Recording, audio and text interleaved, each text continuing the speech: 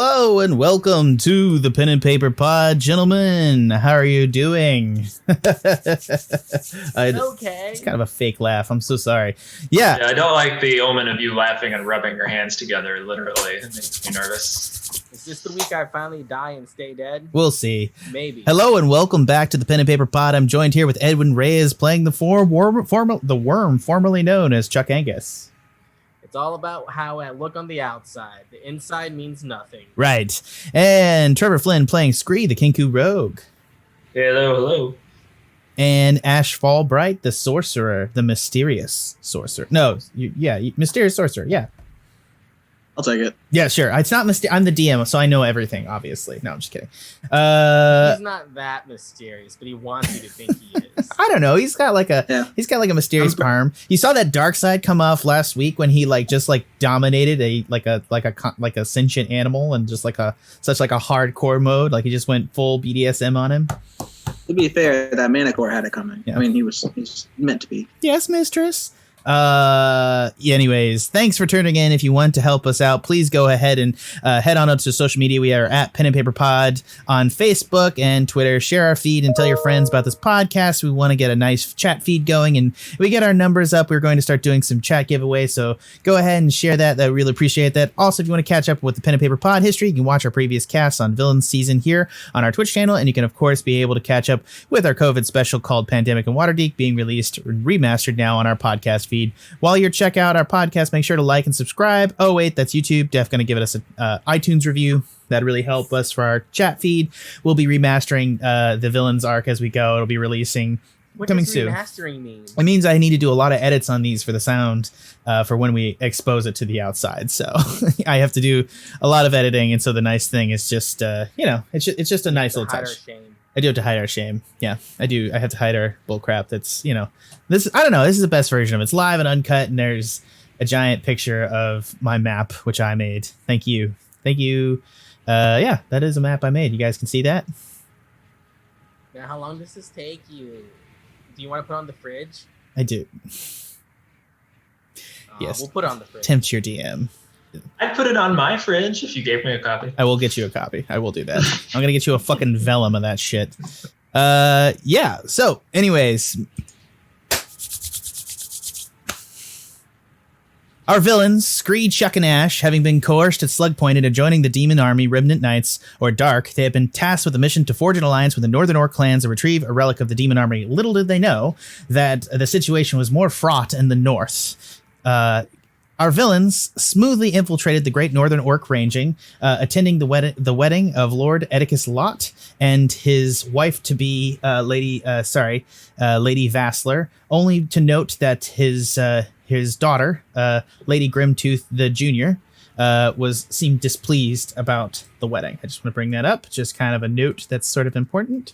Just want to remind you that Lady Grimtooth was a thing. Is she the one who vaporized me? No, she was not. She was a female silver dragon in female form when you guys met her. And she's known as the Mount for the Dragoon, who is, was known to be her father. Bang, bang, bang, bang. Yep. I literally put incestuous dragon in the notes on Twitter, so, Bang, bang, bang. Give the people what they want. Yeah, give them the. We're not gonna say yes, it. Okay. Anyways, our villains smoothly they then assisted fleeing orcs to escape, running afoul of the Wendigo, escaping only because their ally D.A.R.K sacrificed himself to allow them to leave. They then went and it got into giant orc politics at Jotun with a giant underground ice cave, where they were asked by Halfdan to assist them. He lent them very special weapons, and after politically astutely solving a dispute between them all and running off the Cult of Suffering, you guys managed to finally go up the mountain to attempt to defeat the Grimshock, now turned into the Wendigo, which you guys managed by removing a black key from his heart. You guys are going to be able to stay up there with you guys' trusty manticores, Zeech, Deb, Carl, and Geared. As you guys are approaching there, you're going to be able to camp out in the night. And that's where you guys are. Wait, what happened to your egg? What's up? Oreg? Yeah, Oreg and Yoreg are both there. Oreg is helping Yoreg with his wounds and his new loss of them. Nice. You're all gonna get a long rest before this begins. We've earned it, guys. Yeah, definitely. I thought York was dead, 100%. Same. Yeah, he Like, got I his. thought it was gonna be like fucking Phantasmagorium. Yeah, he got his leg eaten like alive by like the Wendigo. So he's not a happy camper, but you know he's a tough son of a bitch. So he ate my leg. Yeah, and we killed him. Yeah, Everything is good. it's not good. I'm missing a leg. Yeah, well, you're alive. You're alive. We killed the Wendigo. We're gonna go save your people now. I say that qualifies as good. I'm just saying, Chuck. I've known you for a while now. It's really annoying that you're a glass half full for everybody else's problems. Because it's only my problems that matter. But also your problems are getting solved too. Like this is still a shared cup, man. Okay, right, okay, all right. You guys proceed outside. You guys see, and I just want to take this time to really, I just want to establish. Do you guys know what a manticore is? Yeah. Okay. It has wings. It has a scorpion tail, and lion face. Is it? Yeah, that's really it. You can see the chat. You can see the art in the chat. A manticore is a kind of Greek monster that has a human face with a lion's mane and the body of kind of like a lion body with giant dragon-like wings and kind of like a prehensile tail with spikes, and the spikes are highly venomous, as well as he has opposable thumbs on his foreclaws. Yes, he does. Yeah, so they actually can. They kind of have a lot of like abilities to like move things around. But you guys are gonna camp out in the death zone on top of the mountain. But now that the Wendigo has died, you guys can tell that the death zone has sort of essentially cleared. And while it's still not incredibly pleasant, you'll be able to get a long rest up there. Nice. Yeah. So I guess I want to hear what you guys want to do. Well, I want to go back to what Chuck said about saving these people. All we really need is the thing that the guy's guarding, right? We don't really need to save these people. It's a little bit too much. I mean, they're one and the same. Like, if we can take the credit, let's take the credit. Well, I thought we killed. We went to this mountain to do what they said, and then he's going to give it to us now. Yes. Okay, so we've already technically done our part. So we should save up these people and leave. Well, we need to get. Well, we need to get it. Yeah, get it first. And I need you to speak closer to the microphone. Oh no! There you go. Yeah. So good. Okay, can you? All right, keep going. Don't drop the conversational stick. Come on. I'm just saying we don't gotta save these people. All right. I mean.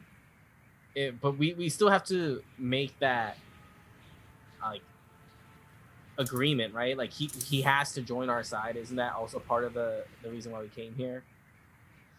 All right, It's not just to get. Yeah. I'm going to give Trevor advantage for a description of the manticore. Between you two, for advantage, what were the two things you were sent here to do? Kick ass and chew gum. Okay. No, Ed does not get advantage. Tanner, go.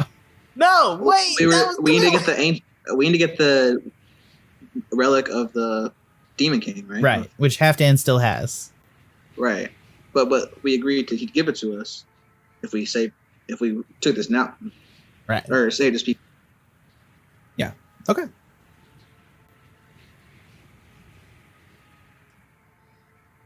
All right, let's just go back. Let's go back to Jotun and see if the lakes have thawed and people can make a run for it. Get out of the shadow of the. Other thing too is you may want to center your. Just a note from Megan. You need to center your camera so that we can see your face, and you also sound far away. So just pull it closer and just stick your face right on it. It's right here. Okay, keep moving it. You're literally in the side of the screen. Come on. You got to do work, Ed. I'm sorry. Okay. Hide my shame. Yeah. It's your cool anime poster. Thanks, Megan. All right. Yeah. So, yeah. Yeah. So as you guys are kind of resting up over the night, you can hear in the distance, you're going to hear kind of some propeller noises. And over the skyline, you're going to see emerging the Bangarang as it comes over the nose. And on the foredeck, you're going to see loaded onto the Bangarang, you're going to see a shitload of other manticores with orc soldiers on top of the Bangarang with Lord Venom and Nihilor and Kimberly at the helm. And they're coming over the top of the mountain, and they're just coming in for a landing. And you see the Halfdan present as well with his wyvern, and there seem to be flying formations of manticores around the ship as it comes in for a landing. And all the wind and ice blows off the top of the mount as the ship lands. And Lord Venom with his peg leg comes over to the side and tosses a rope down to you guys. And he's like, "Come aboard!" Oh shit! All right, let's go. Yeah, I'm scampering up that thing. Yeah, you guys come aboard the Bangarang, and you guys are on the deck. And I'll just go ahead and just show you guys what you're looking at. Yeah, you guys are on the deck of the Bangarang, and now you see, you come aboard and you see Lord Venom, Kimberly, and Zelix, Nihilors from Waterdeep, and you see Deb, Zeechgear, Carl, Quarrel, and a new manticore you don't recognize along with them with Bobo, and you see that there's kobolds all around the side of it, and there's more things. There seems to be 1, 6, 7, 8, 9 manticores on the deck, and all the orcs look incredibly well armed and ready for a fight. And Lord Venom's gonna look over. He's like, "Good job, guys. Seems you did a pretty good job here. Halfdan, come over here. Let's talk." And he turns and he says, "Oh wow, Halfdan's here too." Yeah, oh, wow. Halfdan comes on over. It's everybody's here, and oh wow, they're gonna walk over. We didn't have to do a trek back or do anything. Awesome. Yeah, so Halfdan's gonna come on over. And you're gonna see him as he walks over. He's this imposing orc, and he's in full on like battle armor, like full plate mail, just looking at it. And you see his wyvern on the foredeck, just hissing around, and all the manticores are pacing, and they look ready for a fucking fight. As do the orcs, who just look bunched up and angry. Good. I'm glad you all made it. You have done a service for us this day, and I genuinely appreciate it. Were there any artifacts that you found on him that might have caused his monsterization? Wants to present the sin key of gluttony. I guess whoever. I think you have it. You're the one. I guess I have it. So I seem to remember what it's called. We found this. Well, and Zelix pops up. Let's talk about that later. It's more important that we get organized for the combat that's coming and everything else. As we talked about, Halfdan, we agreed to help you with this assault furthermore, and you'll surrender the axe and maybe a flight of manticores to us as well for the Bangarang. He's like, yes, seems amicable and good, if we survive. Gentlemen, how did you guys do on your manticores? Were you flying okay? You guys were doing? Do you think you can join combat today? I don't have orcs for those manticores. I mean, Well, I had a full rest. What about our payment there's Zelix worm juice? Oh, yeah, we can get you. Yeah. Sorry, it's Lord Venom. He's gonna turn around and get a case up, and he's gonna pop up 3 little juicies. He's gonna pass them off. Drink them now. This should be good for the next month. No tentacles. Huzzah! All right, perfect. Cheers. Cheers. Ed. Sorry. Ed. Chuck. We may need to have a discussion with you later, if that's okay. If we need to, then I guess we need to. We need to, but let's deal with this at a different time. Internal monologue for Chuck. I'm dying. Oh my god. Let's go, Tanner. Looks like Bofa. Holy shit, the propellers are real. Highly recommend some good earbuds for viewers. I can practically feel my hair being blown by the propeller. What up, Lacozy? Keeping the chat alive. Woo, woo. Woo, woo. I love Megan so fucking much. She's the best. Should marry her already, Trevi. Sorry, I don't. I can't find the chat. I'm still looking for it. Anyways, yeah. So, you find up on the foredeck all the manticores, and he's gonna turn, and he's we're gonna send him in. Did you guys manage to find in the temple the blasting powder? The what? Nope. Yeah, I guess not. There was a stock of blasting powder I told you about in the temple. Did y'all forget? I'm gonna say yes. Okay, we'll send people down. Kimberly, if you wouldn't mind, would you help Ureg get fitted for a peg? Let's see if we can get him up to fighting shape. He's just like hubble over. Kimberly's Get him pegged. Kimberly's that's Peg real good. Yeah, for spit him for a pet. A good pegging. So Kimberly comes over in her bondage. No, I'm just kidding. She comes over and she's gonna start fitting Ureg for like kind of a thing. She's gonna get like a hot piece of metal and sear the bottom of his leg just to clean it up. And she's gonna put in do a little surgical stuff to get some spikes in there so that she can properly get a nice peg fixed to the bottom of his leg. And while she's working over him, and you guys are all kind of looking over like horrified as she like digs into the leg and the flesh just right there on the deck. Chuck is like, yes, quite. Ooh, nice technique, yes. And she like turns to you and she says, "Chuck, can you do me a favor? Sure. What do you need? Shut the fuck up." Fair. So Lord Venom's gonna turn back around to you guys. All right, I would ask you guys to join the fight today. I would really appreciate it if you would. Yeah, I'm down for a fight. Yeah, might as well. I'm sorry that I don't really have much option to give you in terms of choice here. We need you guys. You've been the most effective group of people in D.A.R.K that's pretty much ever existed. That's sad. It is kind of fucking sad. Let's not talk about it, though. You can insult me later. I'll have you to dinner. You can insult me all night. I won't even take offense. Sound good? There's no fun if you don't take offense. Well, I'm just that kind of guy. Anyways, let's go ahead and get you all suited up. We're going to get you some riding saddles for the manticores. And then we're going to make a plan of attack. Halfdan, did you have a plan? Yeah, the plan is we can't take that ship. They got like 36 griffins on it, and Lady Grimtooth, a young adult silver dragon. We got maybe a flight of maybe like 9 manticores, with a dragon and a Kingfisher knight and 12 or so griffins. They will eat us to pieces in about a minute. So the plan that I would just suggest is that we're going to have myself, because they recognize my wyvern, I'm going to fly out with 3 of the manticores, and we're going to attempt to attack and fake them off. We'll run south and draw off the dragon and as many griffins as we can, giving fight and chase as we can. Then I want you 3 with Ureg and Oreg, who are going to take on manticores, and they're going to strap the bomb between their manticores to run a bombing run over the Indomitable. If we can blow up the Indomitable, they don't have anywhere for their griffins to nest, and they don't have anything that can carry all the food for as much as griffins need to eat.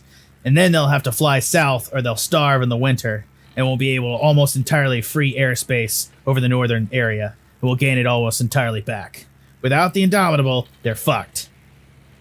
So what I'm going to do, we're going to get the blasting powder, check to make sure it's good, strap it between Ureg and Oreg's griffins, and you guys are going to run interference for whatever griffins are left over the carrier while they land on the carrier and take it down to the main crystal chamber where they'll put the bomb and blow it up. Thoughts? So we dive in and make things blow up and then smack things in the face. Ureg and Oreg. Oh my god. Scree, did you get that? Lots of explosions. Ashe, who's the plan maker in this group? We kind of go with the flow. So yeah, we're blowing stuff up, right? Sure. Just kill griffins and Ureg. You guys get the plan? They both hold thumbs up. And Ureg tops his thing. He's like, I got him. Don't worry. I'll make sure they're all good. I'll drop the bomb, so they just gotta kill griffins. What if I wanted to drop the bomb? Bombs are cool. Do you feel like you can be trusted with the bomb? I mean, do you think you can trust me not to have the bomb? We're gonna strap blasting powder, and if it gets hit by any sort of fiery instrument, it'll instantly explode and kill you. And they're done that for old Chuck over here. Yeah, I mean, fine. I will smack some griffins in the face. Yeah, I'm just saying it's the most dangerous part of this mission. That's why Ureg and Oreg take it up. No offense, guys. I'd rather us die than you. You've been really good friends so far. I don't know what your situation or why you're here or why you're doing it. It doesn't seem to be totally, honestly, like you want to be here, which kind of hurts my feelings a little bit. I thought we were bros.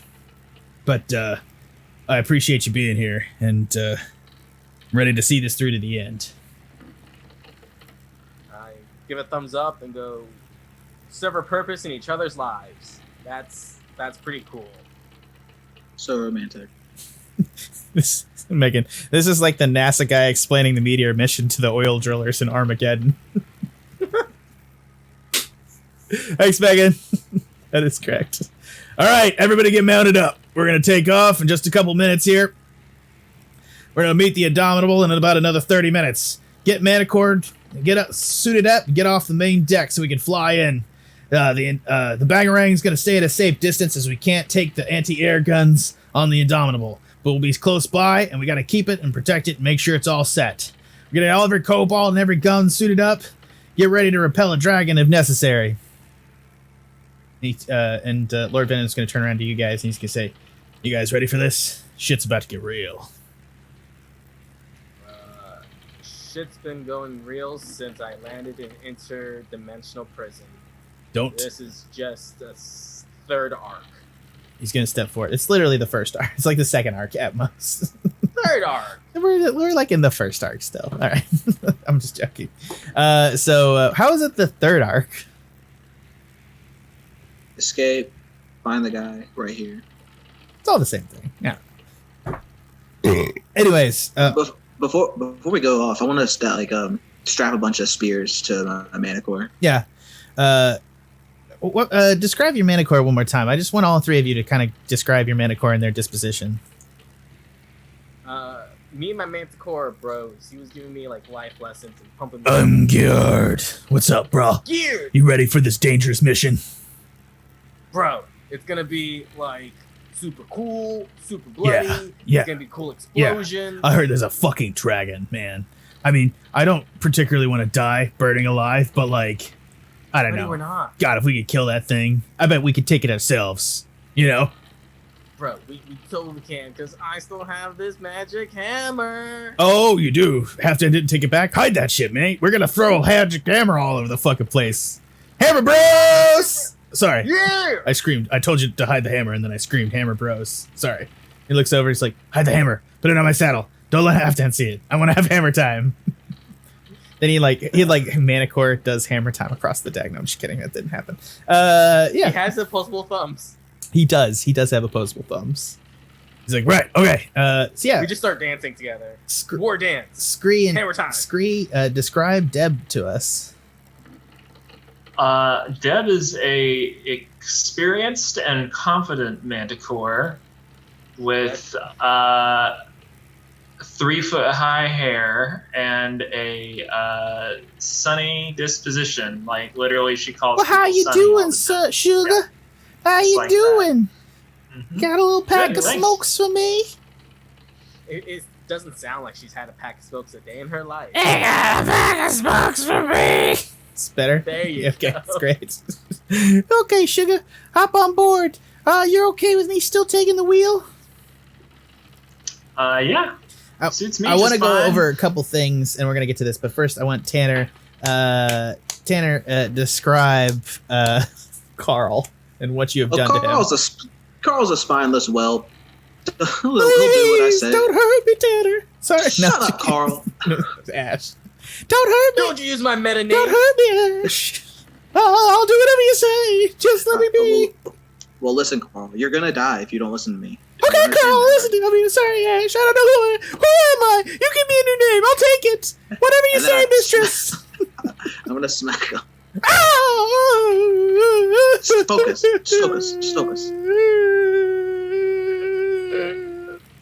Then I smack him again. Where's his brother-in-law? Quarrel is over there, like, looking at the proceedings, like, what the fuck? And, Quarrel is now, Zeech is riding with Oreg, and Quarrel is riding with Ureg.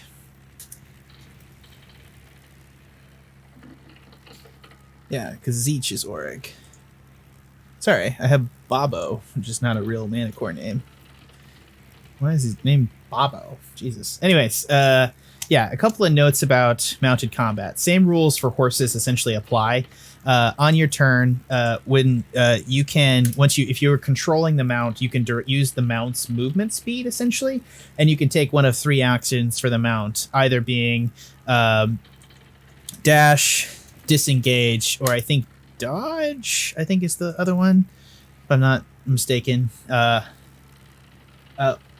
Notes on 3-dimensional combat. One of the things that we're going to do is that we're just going to say you can use your movement to go up or down. I'm just going to suggest that 3-dimensionally you can't move on a vertical. So just to make combat simpler, if you guys want to climb up, you can climb up 5, 10, 15 feet, but it's just going to be straight up. I know that's a little bit confusing, but doing the math for verticals is just kind of insane and not something I don't want to remember like how to define the hypotenuse. So we're just going to do it simple. If you're saying you're climbing, your Manticore's climbing 5, 10 feet straight up, it's going to make you waste more time to climb, essentially. But the point is that I just don't want to do all that math, and I want to keep it simple. Yeah. Right. Any questions? No, sir. Right. Maybe, but not now. And if also keep in mind that if your mount is acting independently, as Deb is for Trevor, unless he attempts to do an animal control thing, Deb will get her own turn in combat and be able to take actions and just goes wherever the fuck she wants to go. And it's dash, disengage, or dodge. They're the 3 actions you can do for your mount on your turn.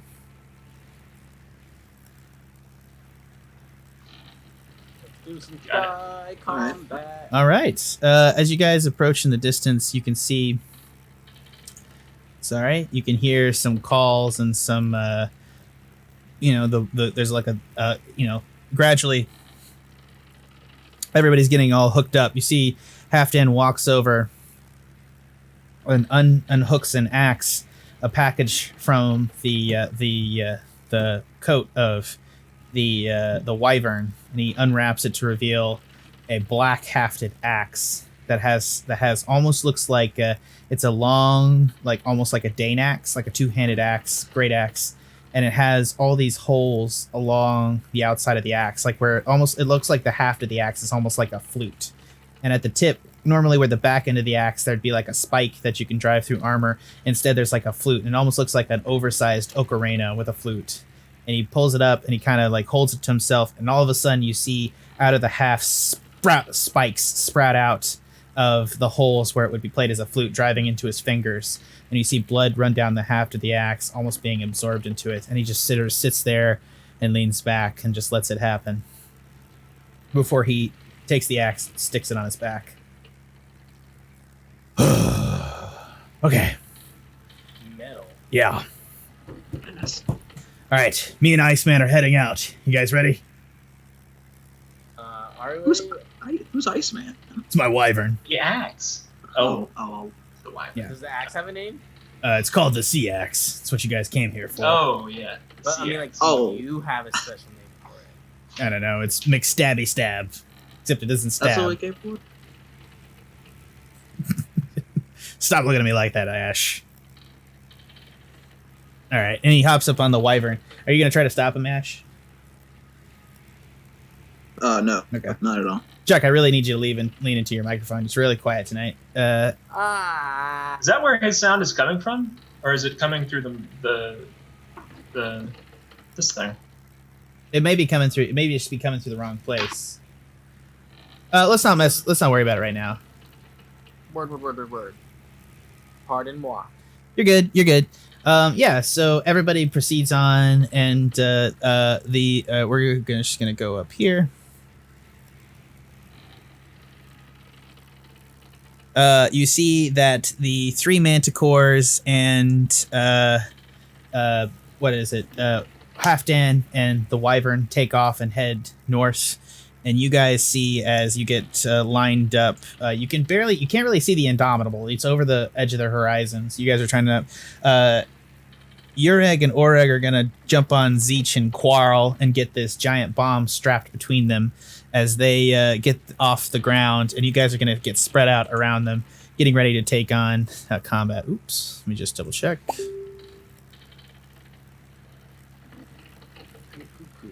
Thank you, Megan. She's our audio checker, and she's amazing. Perfect. Oh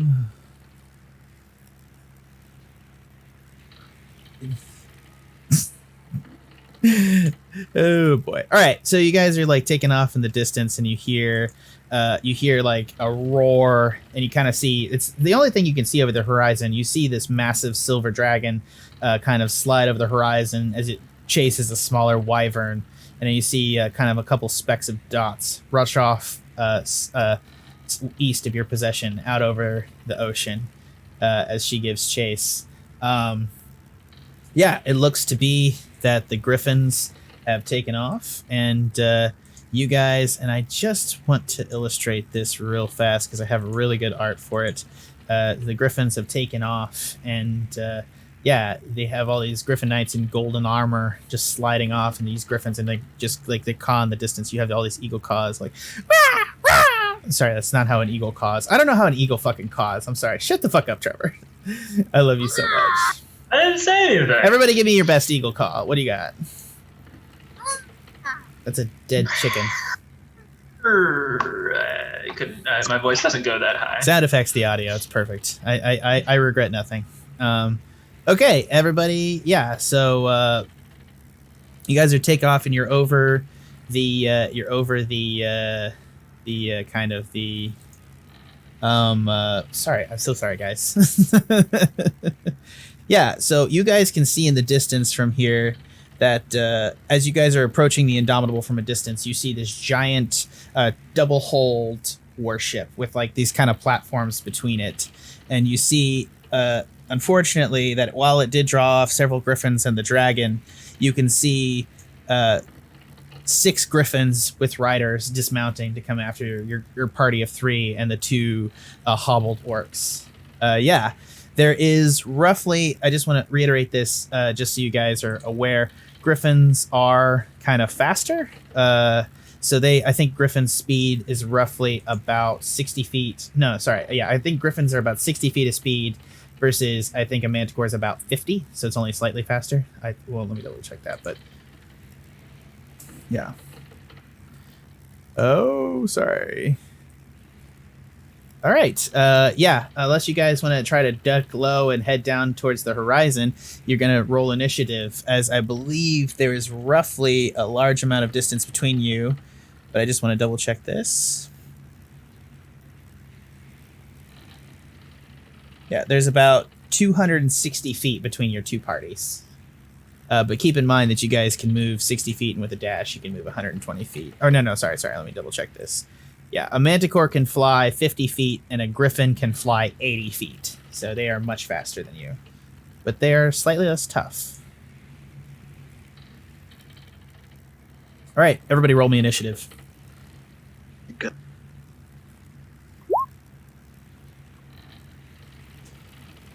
Chuck Angus is a 19. Because we pumped. And Scree is 13. And you did not want to control Deb, right, Scree? Deb is driving this train. That's just the kind of personality she is. She's already called me sugar and sun like 2 different times. I feel like taking the lead at this point would be inadvisable. Yes. That's agreeable. All right. So first up in the order. Oh man. First up in the order is going to be Ashe. So I'm gonna move forward with the manticore, and then dash with the manticore, moving 120 feet, right? Hold on. Let me just. Or 100 feet. Yeah, if you use the dash action, you'll move your manticore 120 feet. Okay.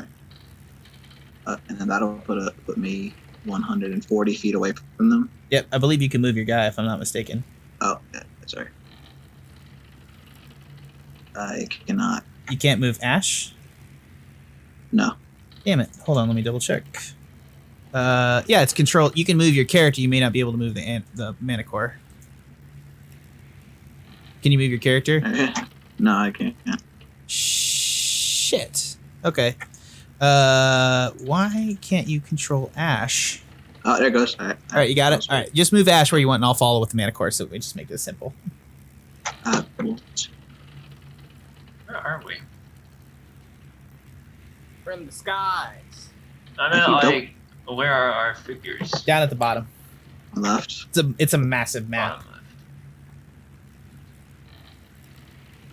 I see. My mouse is double clicking it, so I can't move it. Here, I'll move it a little bit. Oh, appreciate it. Yeah, let me just do it. So you're just heading straight towards them? Correct. And then I'm going to fireball them, because fireball is 150 range.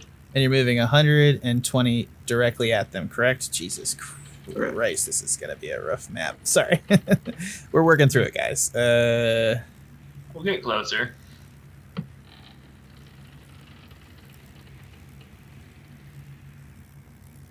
I'll double check. Let's make sure.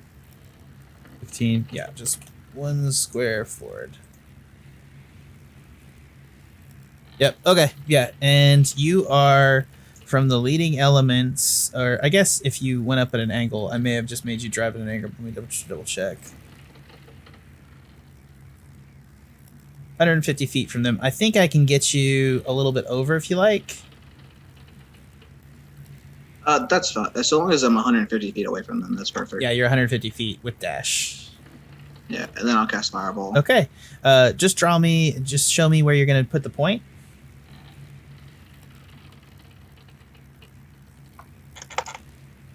Sorry, my mouse is that right there. Did you see that? Yeah, I did. Thank you. Just right here between these two guys.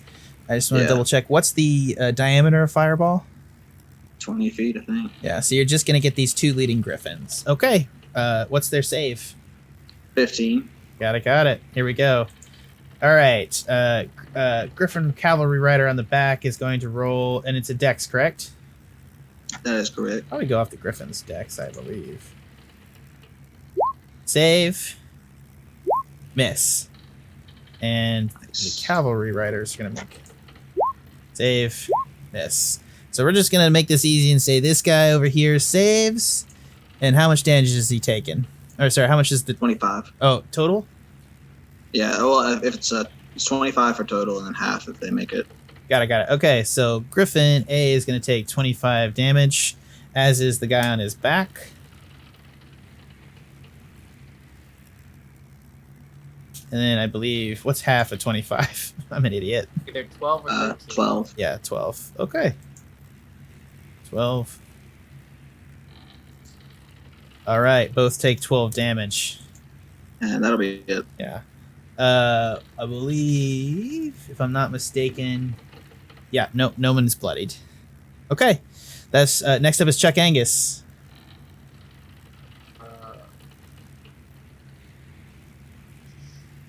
Can I get next to it? Yeah, you can. You'll be a little behind him from your position, but yeah. Can you move your character? We're just trying to see. Yeah, because I can get close, but I won't be able to do anything like attack-wise from that distance. So.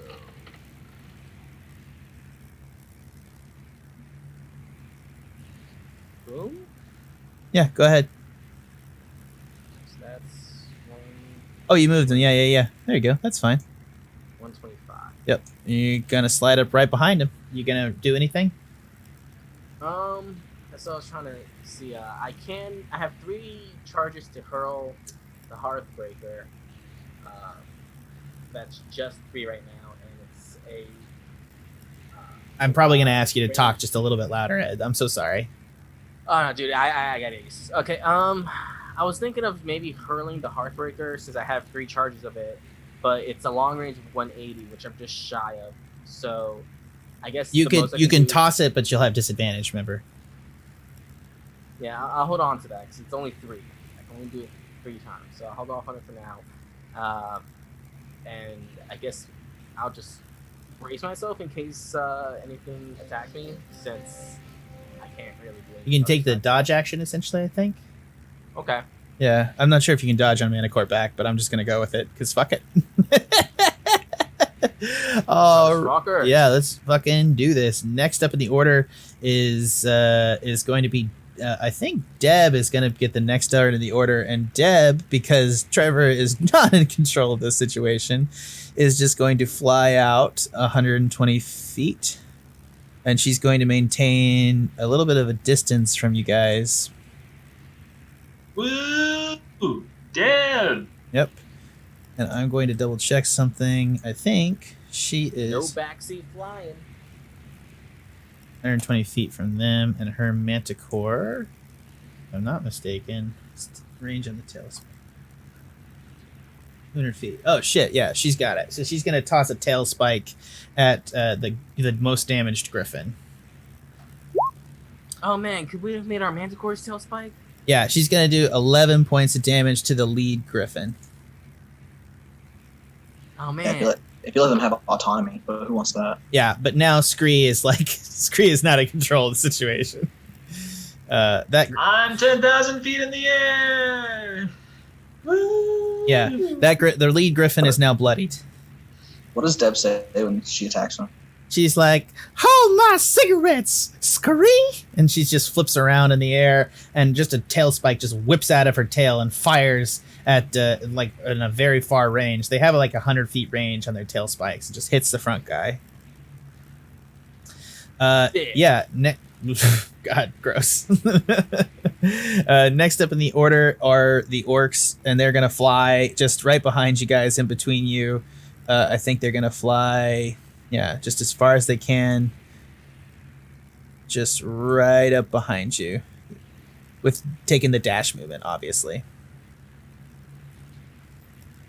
I actually think, yeah, no, they're doing that. Okay, that's their turn. And then next up is Scree's turn. Let's see how far I can get. Ooh. Which of the griffins, the lead griffin closest to us, is the one that's bloodied? This one right here. Yeah. Okay. Let's see how close I can get to him. You can't move. Wait, I can't move? Deb's controlling movement. She's flying. Oh, yeah. You could can't- use your action yeah. to essentially arrest control of Deb, but you need to make an animal handling roll. And Deb used her movement on her turn. Yeah. So she couldn't move anyway, even if I did get it back. Right. This turn. But Deb's not going to listen to you. Deb's going to do what Deb thinks is best. Unless I make an animal handling roll. Exactly. Which you'll still let me do if I want to.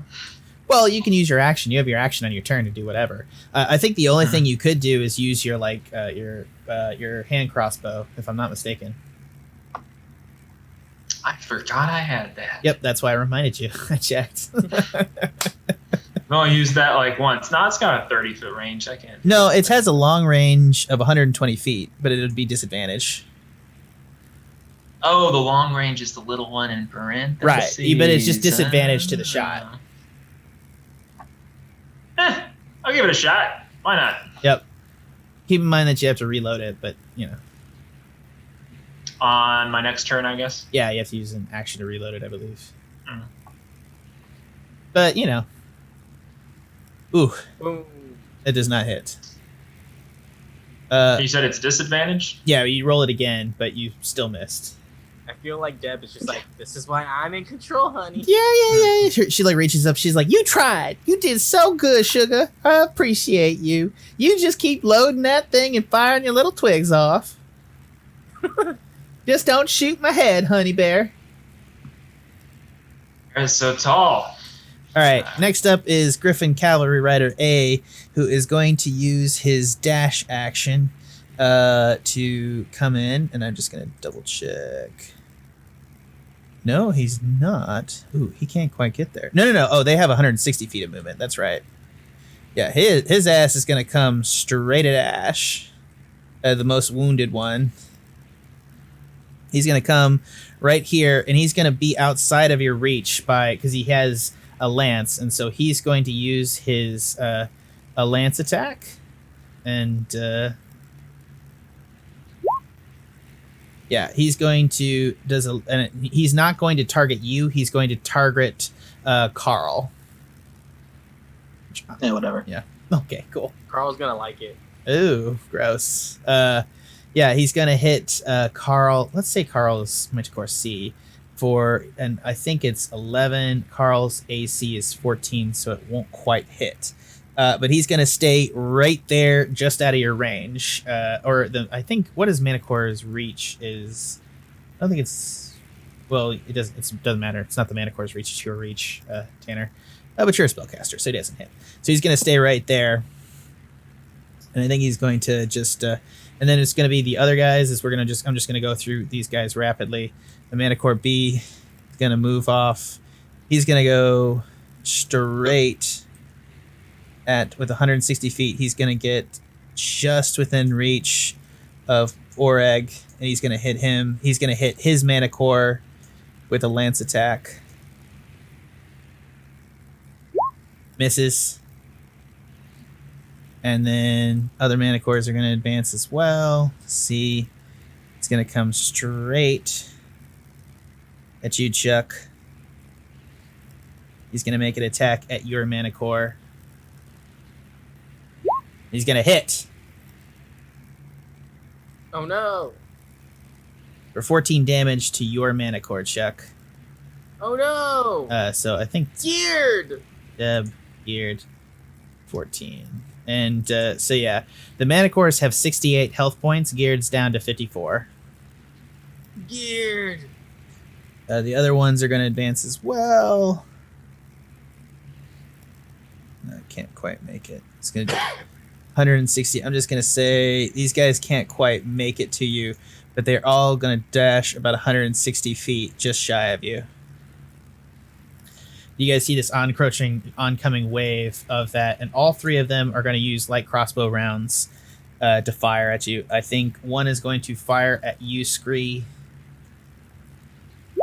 Dodge it, Deb. 12 to hit you, Scree. Wait. My preset dodge did nothing for Geared, right? Because it's me. Well, did Geared take the dodge action? I thought you moved your full movement last turn. I moved however much I moved to get there. Yeah, your dodge doesn't affect Geared. If you dodge on the Manticore, but again, it's not really. Its movement is just dependent upon the Manticore now, so you can't really take the dodge action. I think it's how it works. Like Geared can take the dodge action, and he didn't. He took the dash action last turn, so it'd just be straight attacks. And by the way, you can either choose to target the Griffin or the Griffin Rider. Just like they're choosing to target your Manticores and not you. Yeah.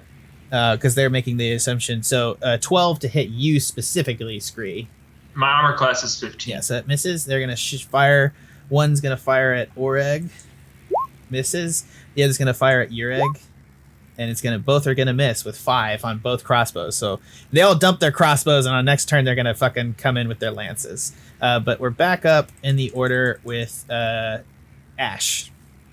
This situation's starting to look sticky, Ashe. Yeah. So I'm not in range. They're not in range of me, so I'll just back away like 30 feet. I'd say reposition yourself and try and get the cluster of those up there for now. AoE damage. AoE damage. AoE damage. Yeah. This cluster. I'm gonna send another fireball like focused right in the middle of those three at the top. Right here? Yeah. Do you want to reposition yourself? I'm gonna move back. Yeah. I see. I'll back 100 feet just for. Yeah, you can get all 4 of them. Actually, I'll move back 50 feet. So that Carl can take the dodge action instead of the dash action. Okay, go ahead and move yourself. Still not working. Yeah, it's not working. My mouse is double clicking everything. All right, my bad. Just click to show me where you want to go.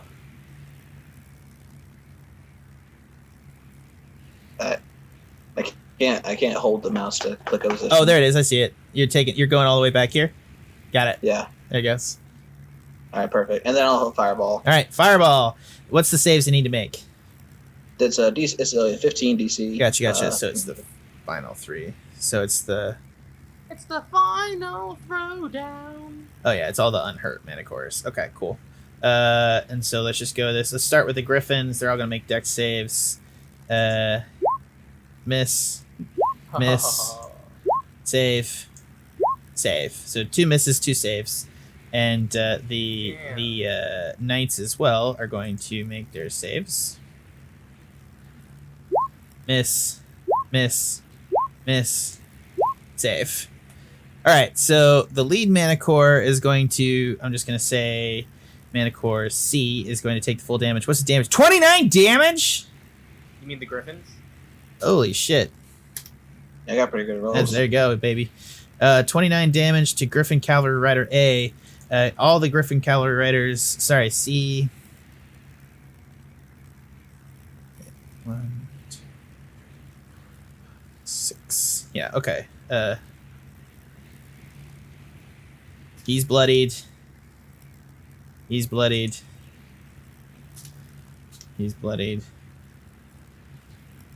And he's going to take half damage, which is 14. Yeah. The 3 that you hit, which is these 3 right here, are all bloodied. This guy got away with just a little bit. And they're griffins. Now, here's the question, guys, because this is the griffins moving forward.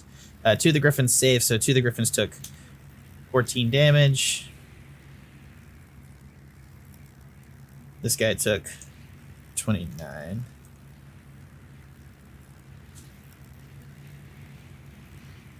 Two of the griffins are now bloodied as well. Hells yeah. That's our tank, Ashe. Burn him. MVP. Burn him. Yeah, that was a shitload of damage. Okay, next up in the order is Chuck Angus.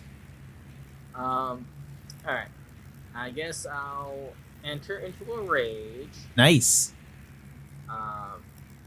And the one is directly in front of me, right? Right. You got to move a little, like 5 feet to get closer.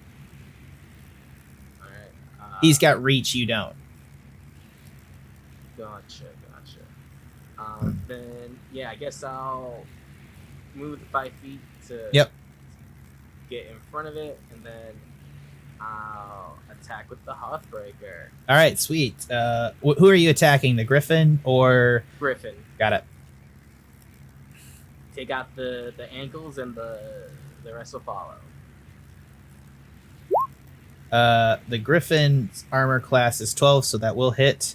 It's going to be 11 plus 2, so that's going to be 12 damage. What else are you doing? And then Divine Fury, additional 5 necrotic damage. Griffin is bloodied. And then I guess I'll use my second attack to attack it again. Do it! That definitely hits 16 damage. The griffin is extremely bloodied. He has 14 health left. Jesus. I don't think there's anything. You got plenty of movement if you want to do it. You could also take the disengage action if you... No, I don't think it dash... Yeah, you could take disengage if you wanted to. Oh, it has an additional 4 damage. I forgot. In rage, it's plus 2 to melee damage. I always forget that plus 2. Yeah, so he's got 10 health points left still. He looks extremely bloodied, and one of his wings seems to be crippled on one side, and he's sort of like floating. The 2 that came initially at you, the 2 that got the first fireball, are looking really shitty and fucked up.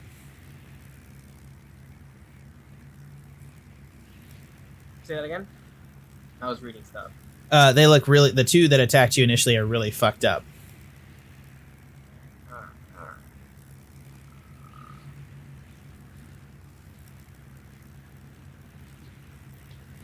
I guess I'll use my bonus action to use hammering horns to try and buff them away from us.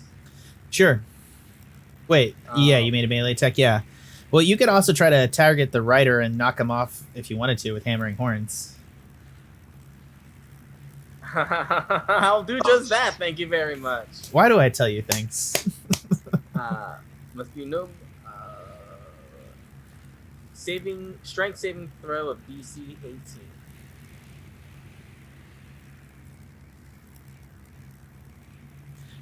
DC 18, my bad. Yeah, so he's going to... And it's the rider, correct? Correct.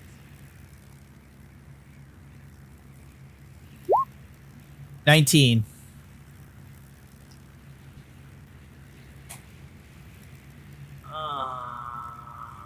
No. Bastard.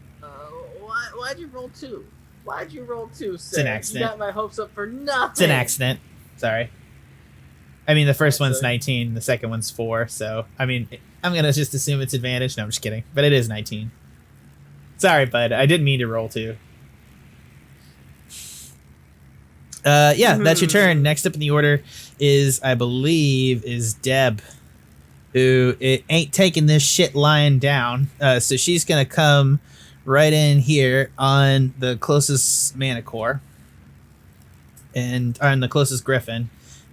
Which I believe is the forward griffin, so I think it's Griffin C. Yeah, and she's gonna attack it. She's gonna make 3 attacks, 1 with a bite, and 2 with its claw. So she's gonna do the first one.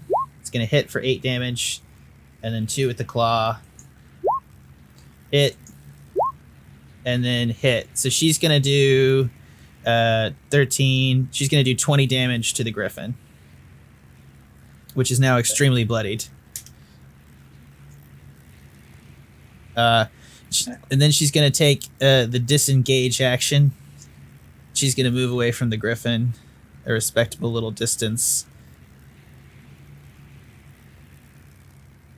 Next up in the order is, I believe, the guys, and they're going to, seeing the griffins in front of them, they're going to make a dash because I think this guy is that. I think they're going to take an op attack to one of the manticores, so they'll get an op attack for one of the lancers, which will hit. Holy shit! He's going to hit for 14 damage to. Oreg? No, it's not Oreg. It's going to be Oreg's griffin. No. Which is going to be bloodied. I think. No, not Oreg's griffin. The manticore. Sorry, this is hard to keep track of. My bad, guys. No. Oh no, it's bloody? No, it's not. It's doing perfectly fine, actually. But they're going to move, if I'm not mistaken, they're going to move roughly 60 feet out, and then they're going to go 60 feet up. And they're going to try to swoop around the side as you guys engage in combat. Go, guys, go.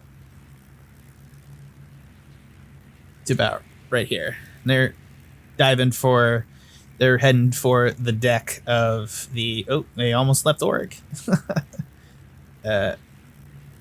Just over here. I need to zoom in. Just make this easier to tell what's going on. I just picture that as a weird, like, rendering type situation. Yeah. Okay. So they power through to the left side and around, and that's their turn. They take a bunch. His griffin takes a bunch of damage. Next up in the order is Scree.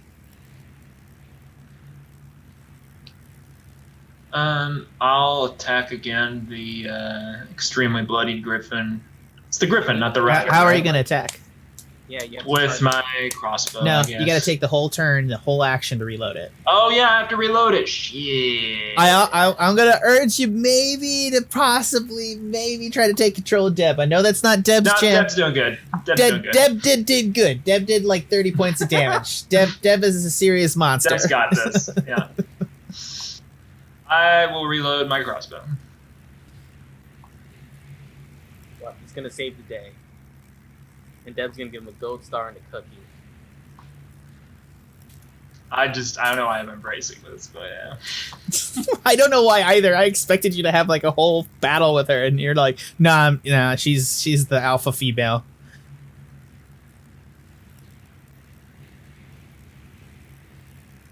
That's my turn. Okay, yeah, sorry about that, guys. I'll try to get this running faster. Okay. Griffin Rider A is going to use his full movement to go right up behind, and he is going to attack Oreg from behind with his lance. It's going to miss. This guy is going... The Griffin Rider B is going to attack... he's going to... staying in his range, back up 5 feet, just kind of trying to make some distance, and he's going to attack Chuck. Do I get an op tap since he backs away? No. Well, I guess he technically left your range, but it's not...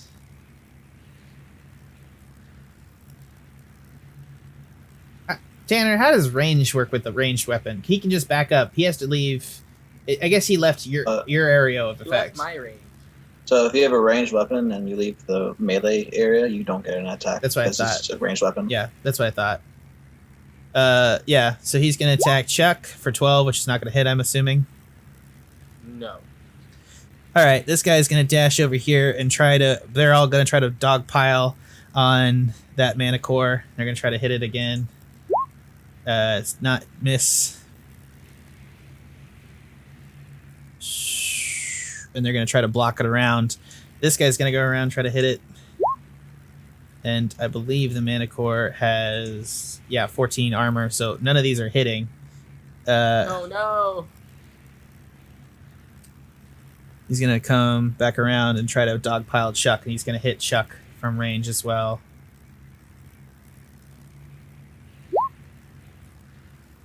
He's going to, nope, 9. Man, they really are not doing a great job attacking you guys. And this guy is going to try to tug off as well. He's going to, as he passes by,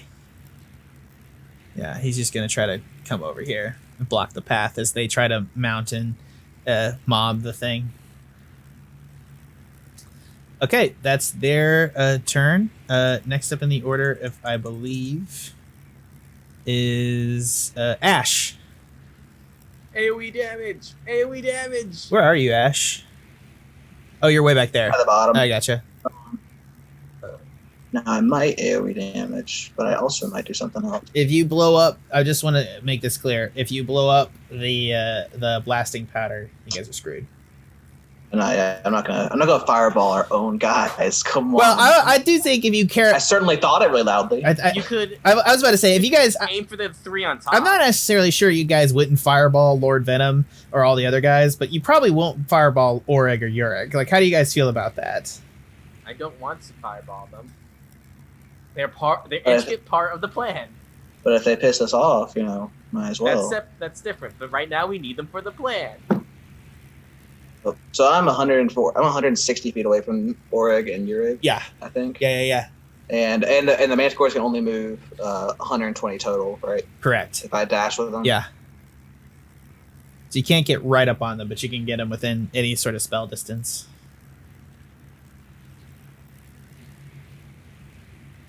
Okay. What I'm gonna do is I'm gonna hold. I'm gonna move forward 120 feet. All right, I'll move the manticore out. And then I'm gonna hold greater invisibility, twin, and then yell out to Oreg and Ureg, "Just come over here and let me touch you. Touch your manticores." Or no, touch them. I don't fuck the manticores. Wait, are you going to cast greater invisibility on the manticores or them? Well, I'm holding my action to cast greater invisibility to cast it on Ureg and Oreg. Got it. And then I yell out to them, "Come over here and let me touch you." Very explicitly. In the explicit manner. Let me caress your body. That's how the spell works, Ureg. I'm sorry. Technically, they are carrying the bomb. It might turn invisible. But that'll be my turn. I'll hold it and cast Greater Invisibility Twin. Okay, cool. And then, All right. that'll be next up in the order is Chuck. All right. Is there a way I can get in between them and be in range of both of them? Get in between Where? Because To go between the two? Yeah, you could probably go between the two of them. So I can, like, if I get between the two of them, I have range to attack either one of them, correct? Right. Or you can just pull up. Yeah, you can attack either of them. Yeah. Easily. You're not going to take any op attacks from that situation. Word. All right. So first, I attack the bloodied griffin from before. So I guess that's the one on my left. Yeah, sure. So, oh yeah, that was the original one. Go ahead. 30. Wait, what? Is that a crit? I have 11, so it's a 19. Oh, it's a 19. Jesus fucking Christ. With a 14, how do you want to do this? I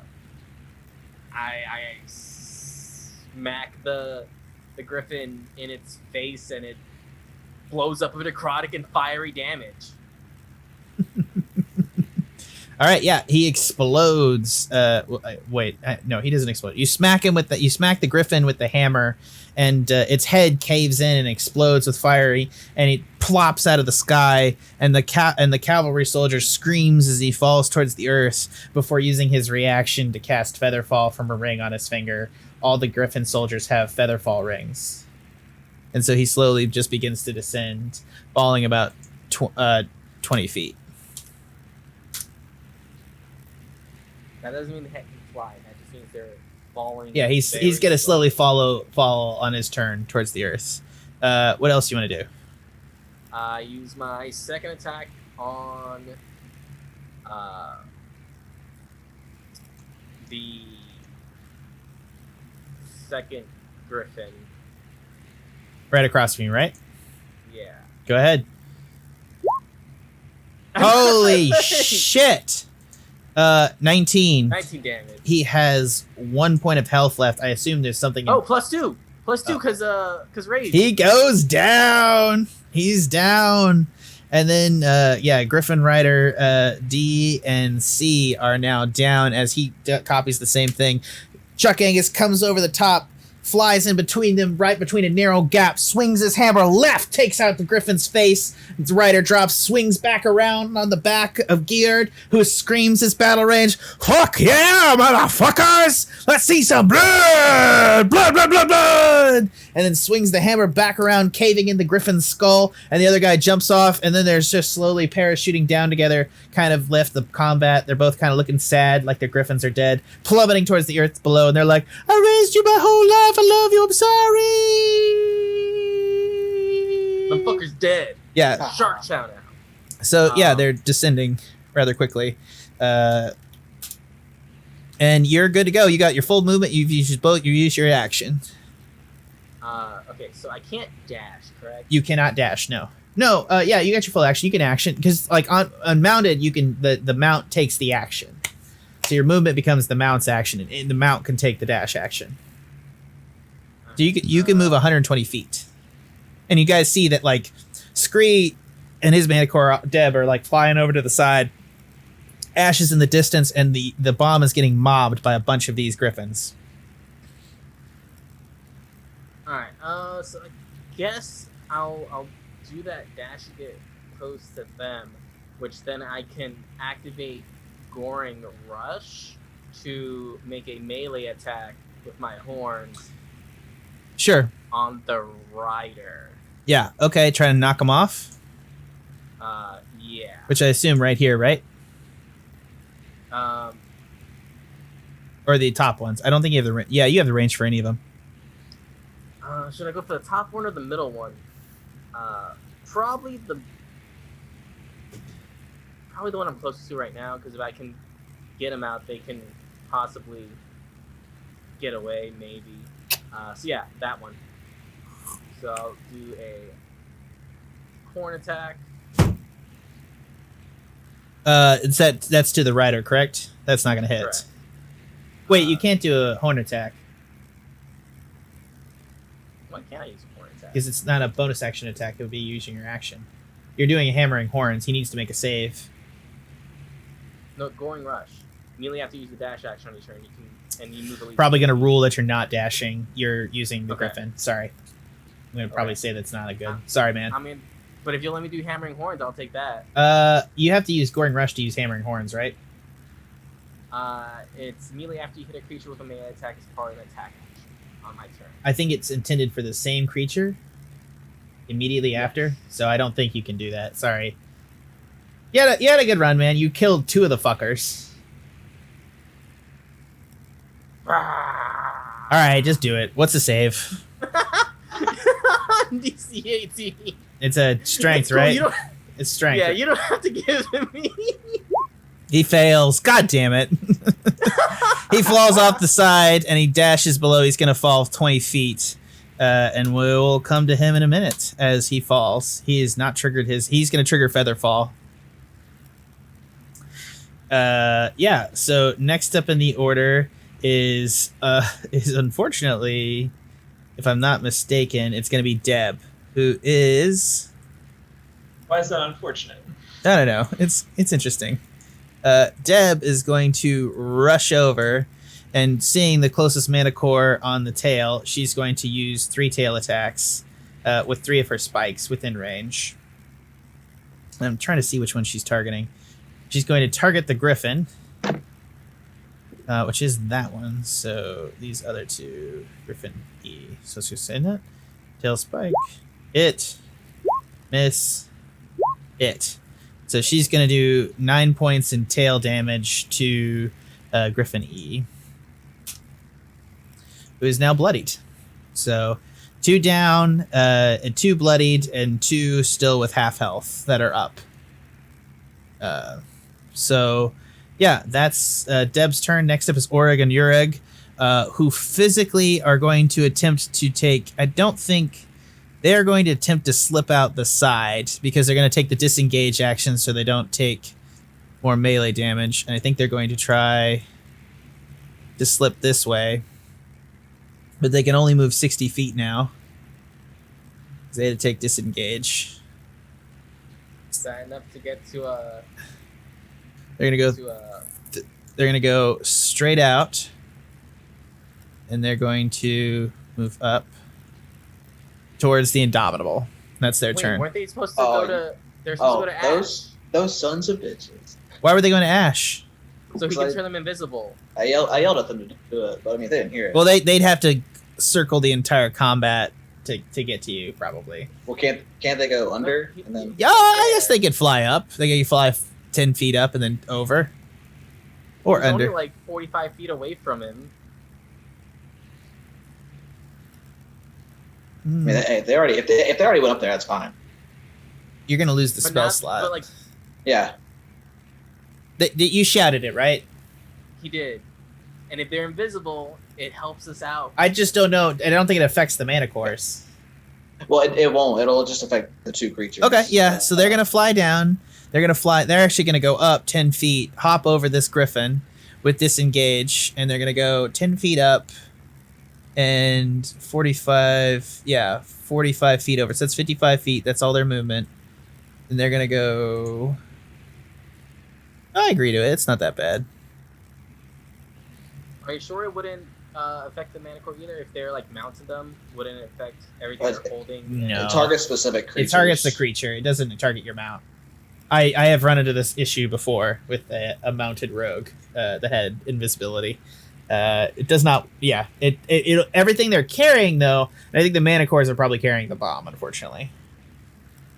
But they're Oh, wait a also minute. carrying their what? riders. What? Yeah, if everything they're carrying, I'd just do it on the manticore. If they're mounted, they're carrying them. Yeah. Sure. Right. Fuck it. I'll let it go. I don't give a shit. Oh. All of them are invisible now because they're carrying the bomb and they're carrying. You know why I'm being really Gary fucking Nara. nice? Oh my god. You're why? Actually, you don't have to explain. I'm being nice because there's a lot of other shit tonight that you guys got to deal with. Oh no. Good thing I use my highest level spell right now. Perfect. So yeah, when the manticores come by, I'll just pat them on both of them. And Zeech and Quarrel, who does not like you very much, Tanner, because of your brother, Good. are going to turn invisible. So you get the orcs, the bomb, and all of them are going to just turn directly invisible. And You're gonna just hear, "Where the fuck did they go?" Why didn't we do that from the beginning, bro? Honestly. Next is Screech's turn. Scree's turn. There's now a Scree and a Screech. Screech would be my kid or my junior or whatever. Man, you know what would be cool is if I could make an illusion of them pop up somewhere else to throw them off. Unfortunately, I can't make an illusion that big. Can only do 15 cubic feet. That was my creative idea. I guess I'm just going to shoot somebody with my crossbow now that I've reloaded it. Keep in mind, if you hit people that are in the midst of combat that are engaged with somebody, you get a sneak attack with the crossbow. Oh, I get sneak attack on my... I guess I do, don't I? It's whatchamacallit that's the value. Damage. That's the value of the crossbow. Well, I was just going to target the one closest to me, but now that you've given me that information... I'm here to help. I'm going to... I know, you're so nice. I'm going to... Well, I'm not nice. Well, I would take disadvantage, though. Unless I use my inspiration to take advantage and counteract the disadvantage that I would take shooting out of my close range. Could I do that? What do you mean? If I target the one that's engaged with Chuck Angus, it's 50 feet away from me. Right. So it'd be outside of my close range. You'll have disadvantage, but it doesn't get away from. It's not like advantage is causing your thing. It's because he's engaged in combat that you get sneak. It'll just be a disadvantage to attack, and you'll still get sneak damage if you hit. Yeah, I'm saying, can I go ahead and use my inspiration to give me advantage on it, and would that cancel it out? Is that not how? Are you saying that's not how that works? No, I'm just amazed you all are burning everything on this fairly easy Griffin fight. We want to make sure this bomb goes off. I gathered. Yeah, go ahead. I could get inspiration again. I could do something cool. I could think of something. I could give inspiration. I could have a role playing moment. Your DM could remember to do inspiration during a game. That is a thing that could happen. Yeah. So go ahead. All right, I'm rolling it. Go ahead. So just a straight attack. With my crossbow. Ooh, 25. Holy shit, yes. Are you targeting... Oh, first off, are you targeting the griffin that's engaged with Chuck? Oh, sweet. Okay, yeah. Jesus fucking Christ. That's Griffin. Yeah. Hey. Yeah, 7... That's 20 points of damage. Yeah, how do you want to do this? Through, one set of eyeball, and then it goes through the other set of eyeball, and then there are two eyeballs on the arrows that flies off. Yeah. On his next turn, he was gonna fly down and rescue his rider, and you just shoot out his eyeballs, and he flies, and you see his rider go, "Aww." Okay. Anything else on your turn, Scree? Perfect. Next up in the order is I guess all these Griffin riders are fallen. So there's really only 2 Griffins left. Yeah, so the only Griffins left are these guys in the fight over here. Wait, no, yeah, these 3. Okay, so one is extremely bloodied. I believe it's this one, if I'm not mistaken. Yeah, and this guy is going to come around. Not seeing his targets, he's going to fly down and catch one of the Griffin riders. He's going to pull him onto its back.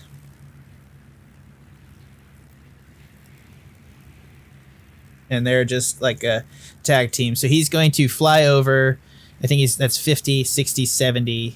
So I think he's got another, a lot more movement. And he's going to fly back up 80, 90, and come over, and he's going to attack Chuck. And both Griffin riders are going to get to attack from the back of this thing. This first one's going to hit Lance. 17 to hit. That hits? And 23 to hit. Okay, so they're going to do 28 damage to you, Chuck Angus. 28 half. Right. 14. Right, and that's their turn, and then this other guy is going to fly down here. He's going to come down, and they're going to try to dogpile you, and he's going to lance you for 15 to hit. Does that hit? Oh, me? Yeah. Yeah, 15 hits. So he's going to do 9 points damage, halved to 4, I think. This other guy's gonna fly reading the thing. He's got an extremely bloodied griffin, and he's just going to fly back towards the carrier. Just abandoning the fight. Okay. Next up in the order is Orug and Urug, who, knowing now that they've got the situation under control, are going to attempt to fly. They're going to fly 10 feet up and fly over the combat using the dash action. I just want to check this. They can fly 120 feet or to about 110 feet. So they're going to come.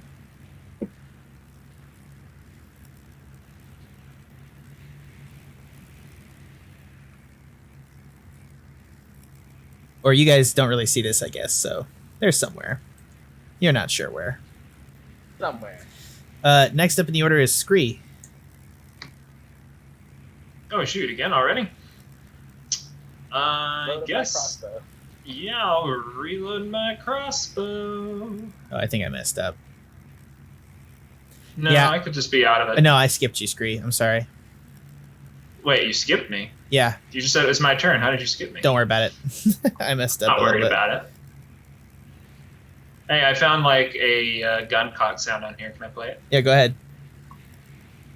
Reloaded my crossbow. I didn't hear it. Hold on, let me see. I didn't hear it either. Oh, I heard it. Maybe it's just doesn't go through. It's just for you. It's just for me. That's definitely a laser gun that I just played. God damn it. You. Reload the Didn't- crossbow. Didn't hear Where's it. the gun cock? God damn it. It's next to gunfire, which looks like a laser. Oh, yeah, you got it. All right, I got your gun cock noise. You're devilly clocked. You're cocked and locked. I didn't hear it. Weird. Whatever. It's fine. People on the stream heard it and were very annoyed by it. Mm-hmm.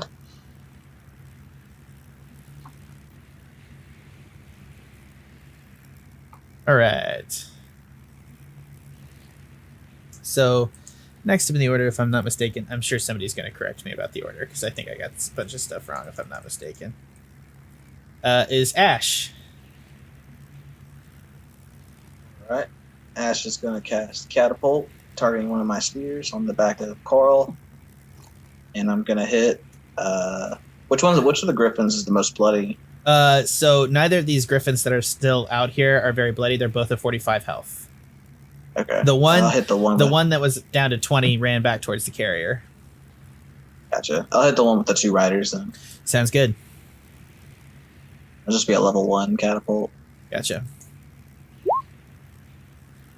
So the griffin needs to make a DC save, right? Are you targeting the Correct. griffin? Yeah. Yeah, cool. So 15. That's a 9. He fails. Roll 12 damage. points. Oh, 12 points of damage? Nice. That's a nice little chunk out of that bad boy. And then... that'll be it for me. Okay. Next up in the order is Chuck. I'm gonna Hearthbreaker, the one that just got harpooned. Do it. 15 will hit for 16 points of damage. 18 because the +2. And How 7 more. do you want to do this? Just like the last time, fucking cave in its head, fiery and necrotic explosion, and it goes all over both its right. Wait, hold on. How much was damage? 16, 18. 18 plus 7 is 25. 25 total? That- All right, he's not dead. Oh. He's got 8 points. He is extremely bloodied. Alright, and then I use my other one.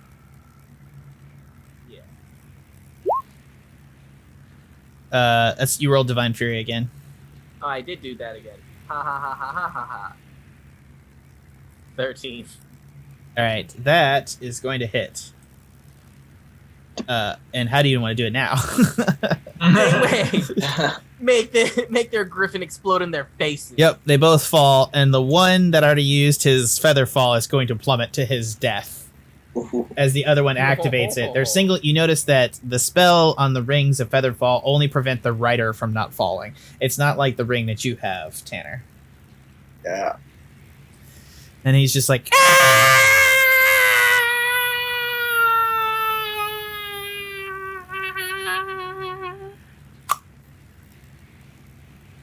sorry. Okay, cool.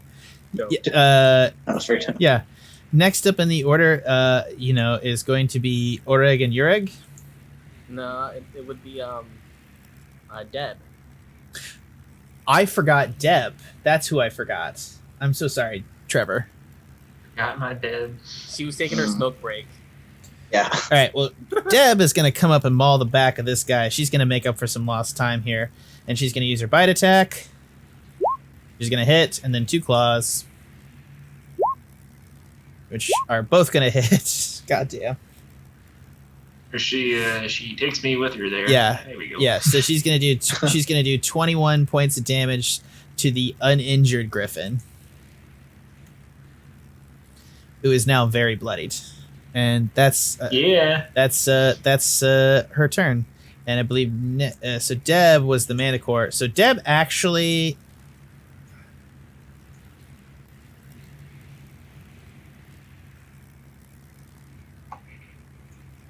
is one of you guys fiddling with the turn order?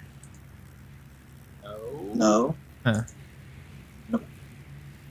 What would constitute fiddling? Like clicking on it at all? Because no, I don't know. Anyways, don't worry about it. I think it's just something else. Yeah, so the griffins, manticores. Yeah, so next in the order, I believe, if I'm not mistaken, God damn it, is... What's wrong with my turn order? Something's wigging out on me here. Sorry, guys. There we go. I fixed it. Okay. That was Deb. And before that, who went was Ashe. Chuck. Deb. And now we're at Oreg and Ureg. That's what I'm missing. Who are going to proceed invisible with their 120 feet of movement to the deck of the Indomitable, where they are going to dismount their manticores. Will that make them? Yeah. They're going to unhitch the bomb and begin to take it below deck, as their manticores are going to attack the dudes on the deck here. And I'm just going to do this. Which the manticores are still invisible. Correct. Yeah, so they have advantage. Yeah. Well, they're going to kill that dude.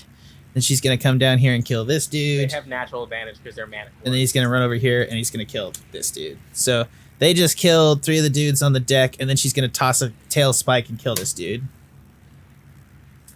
Damn. And the orcs are going to take the bomb below deck.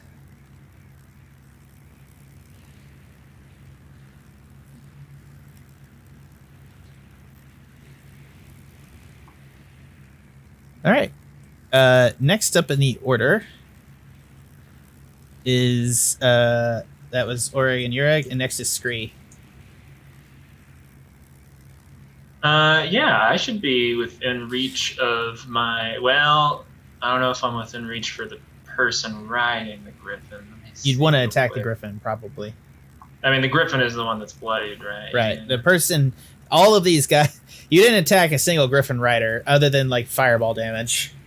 Yeah, we are not animal rights activists in this campaign. I didn't really mean to. You gotta take out the wings.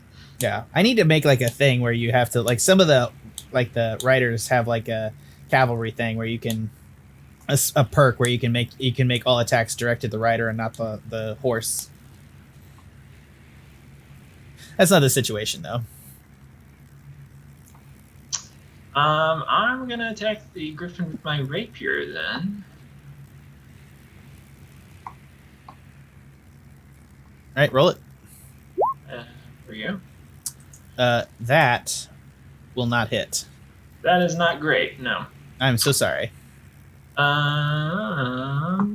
Let's see. My bonus action, can't attack again. I can do 2-weapon fighting. Yeah. Different thing. Would have had to do that earlier. I guess you that's can it. free action draw a dagger and attack him with a dagger. Not the same turn though. Yeah, you can 2-weapon fight. Yeah.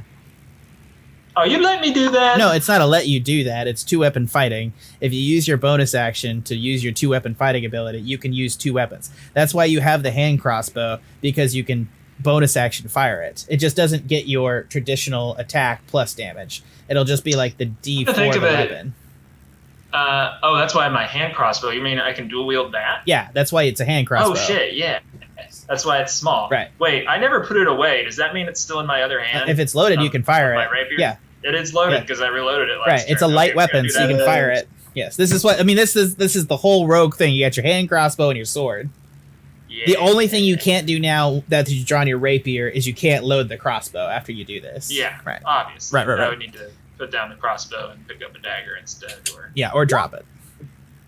That will hit exactly. And you will get sneak because he's engaged. So you're going to do, holy shit, 6, 5. You're going to do 14 points of damage to the griffin, am I correct? Yes, it's the griffin. You're going to do 14 points of damage. He has 10 points of health left. All right. That was Scree. And next up is the Griffin Cavalry Rider, directly next to Chuck Angus. He's going to lean over, and he's going to stab Deb, the bastard. Oh. What? Instant enemy. Yeah. I mean, it's fair. He's going to hit 20 and hit her for 11 points of damage. She'll be fine. She genuinely will be. Deb is down to 43 points of health. None of your manticores took a lot of damage in this turn. And then he's going to disengage action and fly 60 feet away back towards the ship. Coward. Sure, whatever. Okay. Next up in the order is the other manticore who's going to... is the other... Griffin, thank you. He's going to fly down to his thing, and he's going to load his crossbow. And that's their turn. Next up in the order is Ashe. Sorry. Indigestion. All right. Are these... is the one guy still falling with the feather fall ring? Yeah. I'm going to firebolt him. The out of combat guy just falling? Yeah. Okay, sure. Roll the attack. What? I don't want to lose concentration on anything, like the invisibility. Oh, I'm sorry. Are they still invisible? Wait. Yeah. No, just the manticores on the deck of the ship are. And they're running like rampant. Yeah. There it goes. 17. Okay. So take that, coward. Yeah, he will take 6 damage. And then I'll move forward. Like right to where my boys are. There's so much carnage that Tanner's doing right now that Twitch had to censor him. Just took him completely off air. Oh, did you have to? What happened, Tanner? Are you okay? Wait, yeah, I'm here. Oh, yeah. Sorry, I'm here. You're Twitch censored you. I don't know why. No, just joking. Very You're cocked. too sexy, inappropriate. Sorry, that's my shirt. And then I'll be next to my friends and just be. So the bomb's being planted right now, right? Yes. All right. I'll stay behind you guys. And then I'll use my bonus action to convert a first level spell into some sorcery points. 2 to be precise. Perfect. Okay. Quarrel follows you, obviously. So the bros are back together as you're flying. And next up in the order is Chuck. Alright, so what is my mounted movement? I am like 75 feet away from being in between both of these Yeah. things. And Both griffins are bloodied. both of them. 10 Alright, and so 21 health, respectively. I'm gonna do it. I'm gonna go in between them and attack the one. You gonna do the dash action? It's. You're gonna need to get dash to get there. Then yeah, I guess. What do you mean you guess? I just told you. Come on. Yeah, exactly. Do it or don't do it. There is no try. I'm doing it.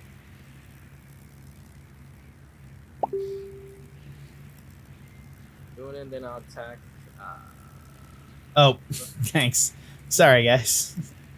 Ed and Tanner are now the different people.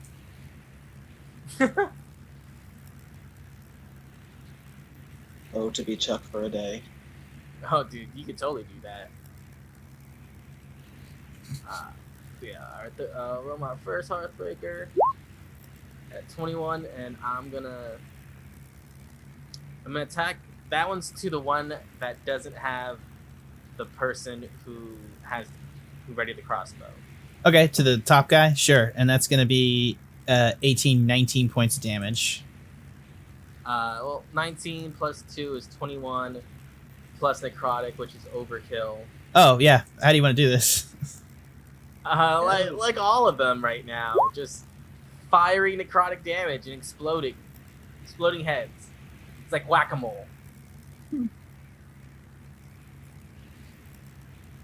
Okay, yeah, so he falls, and yeah, you see him, as this guy falls, he's going to fall 20 feet down, and he is going to unroll a spell scroll and cast Fly on himself as some sort of like reaction.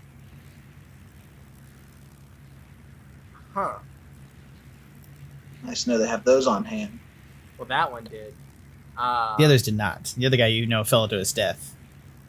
All right, so I attack with my second attack the other griffin.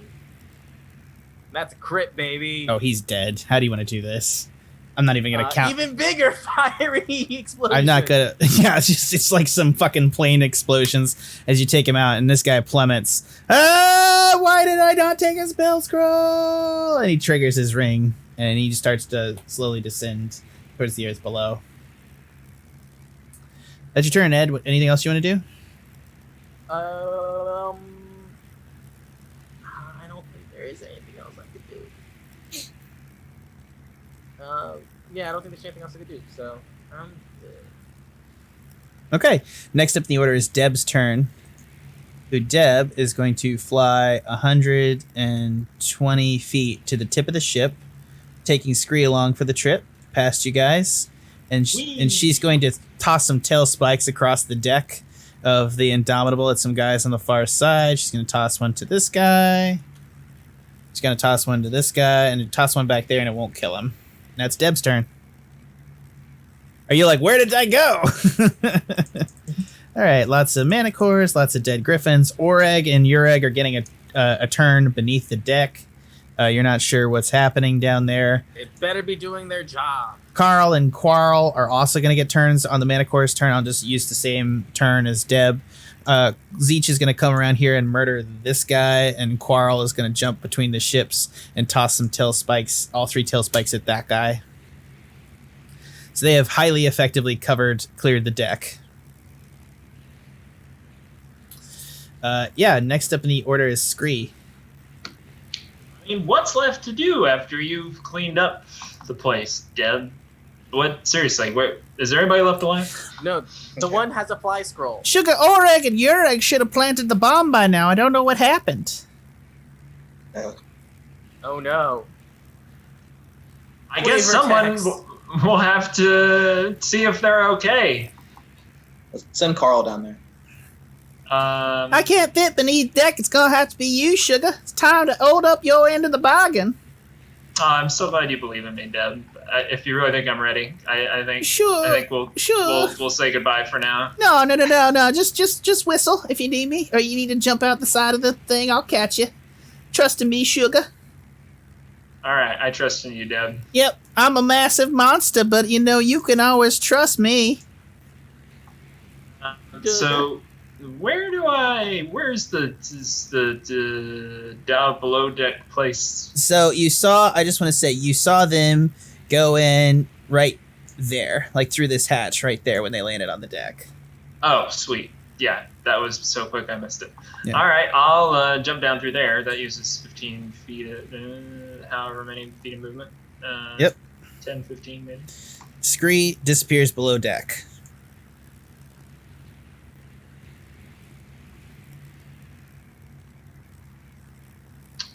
If that ship blows up now, Scree, you're fucked. Oh, I didn't even think about that. All I have to do is whistle. Shit, can I whistle? I didn't think about this. I don't actually know if you can whistle. Can I don't have I don't lips. have lips. I have an eagle whistle, but that's like a magical item. I don't know if it produces an actual whistle. try and use your nostrils like an ocarina. Sorry, I'm just adjusting stuff, guys. All right, as you drop down, you see that there's a doorway in front of you, Scree. I'm still holding my rapier and my crossbow. I stow my crossbow so I can concentrate on using my rapier more. I guess that doesn't make any sense. But my crossbow isn't loaded, so it's just getting in my way. So I stow my crossbow, I guess, as a free action. Yep. And just kind of buying time here to figure out what to do next. I guess I'm going to open the door. Yeah, you free interact with object opening the door and standing in the room in front of you. Let me just pull this up real fast. No. Let me just get my music set up just for dramatic purposes. Oh no. Who did? You immediately recognize the silver armor and green spear of Lord Edipus Lott, the Dragoon.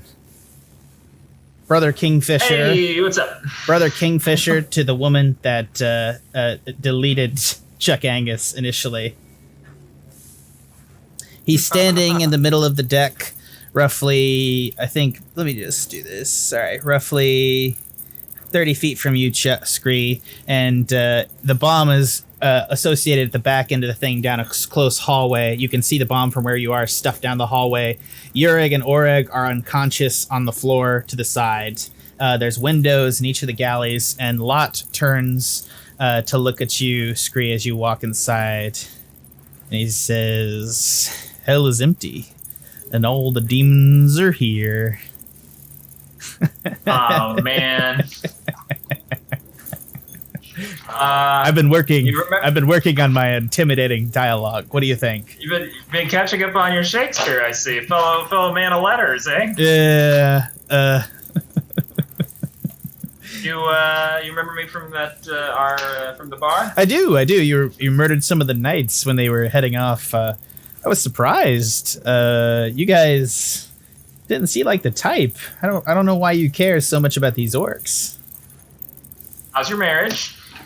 Terrible.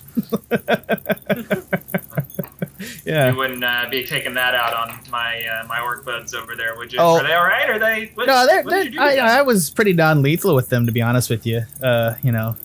Good, solid boys. They'll make a nice pair of workers. Detestable as that is, I suppose it'd be worse to kill them. I don't know. Have to ask their opinion later.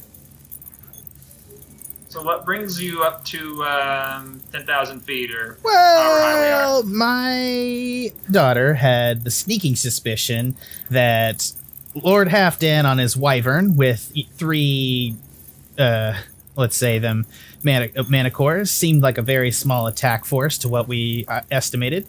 And so, crafty as she is, not that I'm particularly crafty, she estimated that... don't go so hard on yourself. Oh, I know. It's not my strong suit. I'm a hit shit kind of guy, and she's a crafty little dragon lady. She's just like her mother. You wouldn't believe it. I honestly cannot believe sometimes. I look up and clearly.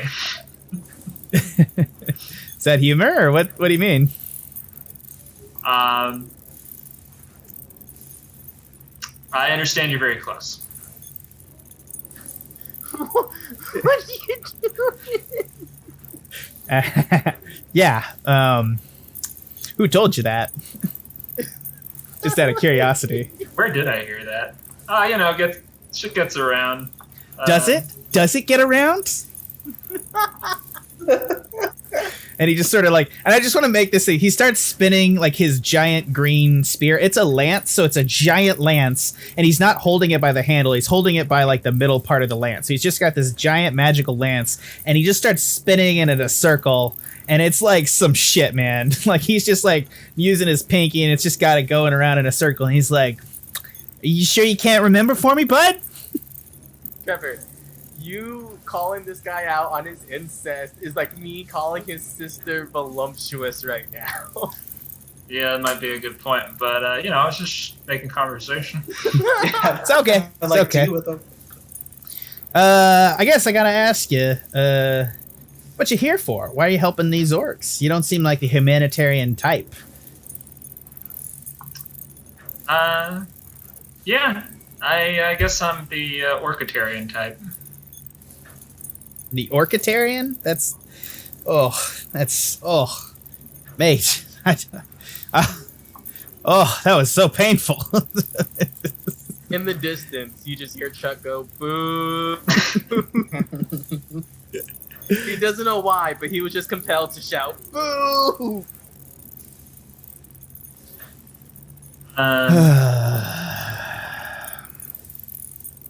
Yeah. Yeah. Oh, man. Alrighty. I don't really think there's much more to say.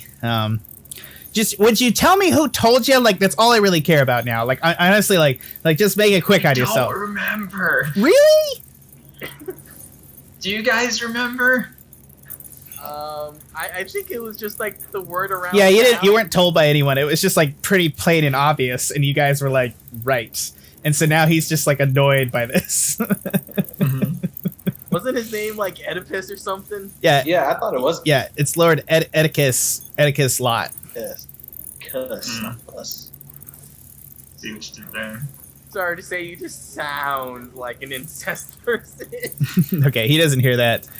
We're gonna get back to you guys outside, so we're just gonna finish up stuff out there. What are you guys doing? You saw Scree go below deck. You see that the 3 manticores are cleaning up shop on the ship. There's the one guy fleeing who's flying away. I'm gonna get on the ship, topside. I guess I go after him just to. You can go down 20 feet to get to him. I'll do that. What are you gonna I'll do? stay topside. I smack him with my fucking heartbreaker. All right, I'm just gonna assume for the. Actually, no, he's pretty tough actually. So let's go ahead and finish that up. Go ahead and hit him. 15. That will not hit. Oof. All right. Second time. That will not hit. Oh man. These guys have 17 armor, so it's really good that you attack the griffins. Oh man, that's no cool. That's no cool. Anything else you want to do? I guess fly away, or can I have Geared attack him with his claws? Or No, something? you can't do that. Damn it! Help me out, Geared. No, you control me. You flew me over here. You flew me down. You flew me up. I can't use my claws when you're flying me around. I don't know why I'm French all of a sudden. No, I'm from an old movie. That's where I'm from. 12 Angry Men. That's why I talk like this now. Or I'm from a Can't gangster you use movie. your tail spikes or something? No, it's not how this shit works. Don't you read the monster manual? For fuck's sake. Nah, there's too much cowgirl bondage in there. There's literally no what the fuck are you talking about? I mean, Minotaur girl bondage. There's literally whatever. no female Minotaur. Whatever. I'm not even going over here. Tanner, I believe I'm chasing your character, right? Yeah, I'm just trying to move. I want to be on the deck. Yeah, you can and you can then- fly Carl over there. You can get there and unhinge yourself. Okay, and then I want to use my bonus action to convert my remaining sorcery points into a 4th level spell, and then cast that 4th level spell. What are you casting? Greater invisibility. It's the only one I have, Gotta do it. and I'll cast it on myself. Got it. You are now invisible on the deck of the And ship. then I'll go. And provided I have enough movement, I'll go down to below deck. Gotcha. Okay. I think you personally have plenty of movement because you used half of your movement to dismount, so you have 15 feet from there. So yeah, You can probably get that's down 15 into here. I'll say this with the drop down, you can probably get to about right there. Okay. And then Chuck, what are you doing? Are you just flying away? Yeah. He seems to just be flying away, right? Yeah, he's flying in the direction of Lady Grimtooth that chased after them. I feel like I shouldn't let him get away, so I kind of want to chase after him. You've used all your hammer strikes for this round. I know, which means my rage is gonna go kaputski next turn. Yeah, you're gonna lose rage right before you have a boss fight. I can always pop right back into rage. Unless there's 2 boss fights. I have 3 more things of rage for the day, okay? So, yeah... I guess I'm going to use my 2 things and disengage a bit, but I keep my eyes on them. I don't fly away, because I want to try and get them in my next You're going to turn. disengage? No. Then I guess I'll just stay there. I just stay there. Okay. All right. Let's go ahead and below deck. We're gonna roll on the next encounter. So everybody, roll me new initiative. But I'm still engaged in my previous initiative. Well, not how it works. Still got a 19. Just no. Yeah. Scree? Guess we're not going to be able to work things out, huh? Yeah, he looks ready to do you in. You had to bring up his daughter fucking, you know? Dude, yeah, that's like... All he said that he's close with his daughter. Yeah. Who's not close with their daughter? A lot of people. Like, do we want to get Fair. into this? Fair. What? Well, fair. Okay. If we're gonna take a negative look on everything, sure. But like, Okay, yeah, I'm just okay. I'm not taking a negative look. What are you talking about? Did you get my 13? Yeah, I got your 13. It's all in the order now. It's up there. Chuck is up first. I'm gonna try and Oh, before you go, because you hit last round, he's gonna lance attack you. No, actually, he's gonna use the disengage action. So do I get an off attack? No, because he used disengage. That's how disengage works. I know. And then he's gonna fly. Why did you ask then? I'm being a baby. It's fine. I just need you to like sort out. So he's gonna fly 60 feet Word. from you, in that direction. Word. Now it's your turn, Chuck. Now it's my turn. 60 feet. And that is 70 feet away from me, which means I would have to Dash. dash.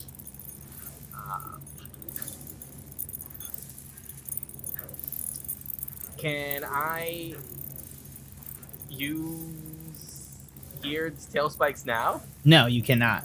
You would have to give him control to do that. I give him control then, because I'm trying to save my rage until an actual next encounter. Okay, Geared is gonna fly towards the ship and his friends. God damn it, Geared! He's gonna land. He's like, you need to go help your friends. God damn it, Geared! That was not the plan. All right, that's your. What? You're able to use 50 feet to dismount if you want, but otherwise you can try to rest. You on your next turn you can try to rest control, re-rest control of Geared with your action. No. All right, Fine. 15 feet of movement. You can get down. You can get in there, and you can go to over here. You're right next to Ashe, and next up in the order. Glad we resolved that. Next up in the order is Ashe. God damn it. Not the plan, Geared. I'll remember this. So I'm just gonna take notice of what happened here because I don't really know what's going on in this room. And I'll see Scree. I'll see this. I'll see Lord Edipus. Mhm. And I'll see these. Edicus. I was trying to be somewhat clever. Oh, sorry. Just call him Edipus to his face. Well, We're I'm already invisible. in this deep. So I'm gonna go in. 5, 10. Hold on. I'm gonna go 30 feet, and then I'll go towards the bomb. And I'm gonna try to set it off, like Hey, in a delayed manner. How are you gonna do it? Oh, you're gonna try to sneak past him. All right, you move. You move your character. Yeah. I'll hug the wall. So you're trying to stealth past him with your action, correct? Roll me a stealth check. All right. He's invisible, but he still feels you. He's a great warrior. 21. He does not see you. He does not feel. But you can't dash, so that's all your movement, right? Why can't I dash? Because you can't dash and be stealthed, right? Oh, I guess okay. Yeah. I don't know. I don't know that that's a rule. That makes sense to me. Yeah. I mean, yeah. I guess I was just kind of relying on the invisibility. He does but not I see am you. He will not stealthily, attack right? you. That's my point. The difference is that you're Alright, true stealthed. You used your invisibility to truly stealth, which is different from like using it as a disadvantage. Right. And then as I see this guy's like he's already attacked Scree, and Scree's like hurt. Scree he has not attacked Scree yet. I thought What you talking about, man? Yeah. We're just having civil words. Yeah, he's just spinning his spear around menacingly, and you guys rolled initiative. Must have heard a lance attack or something. But then in that case, I'll just keep moving, and then it's in my turn. Y'all will know when he lance attacks. Oh. Yeah. Is that your turn? Yep. Next up in the order is Scree. He doesn't see Ashe? No, he does not see Ashe. Okay. You don't see Ashe either, for that matter. So he entered the room and you were invisible when you entered. The door was open because you opened the door. You didn't shut it, so I assume it's open. Which technically you can see Chuck probably drop down heavy-ass Minotaur under the deck behind the open door. Guessing he's not gonna... I'm not gonna pass a charm person here on this guy. You don't know. I mean, I haven't been very charming so far, so I don't think that's my best bet. I don't want to close ranks with him directly, though, because I don't like the look of that lance. I'm a Friday bird person. I don't really do...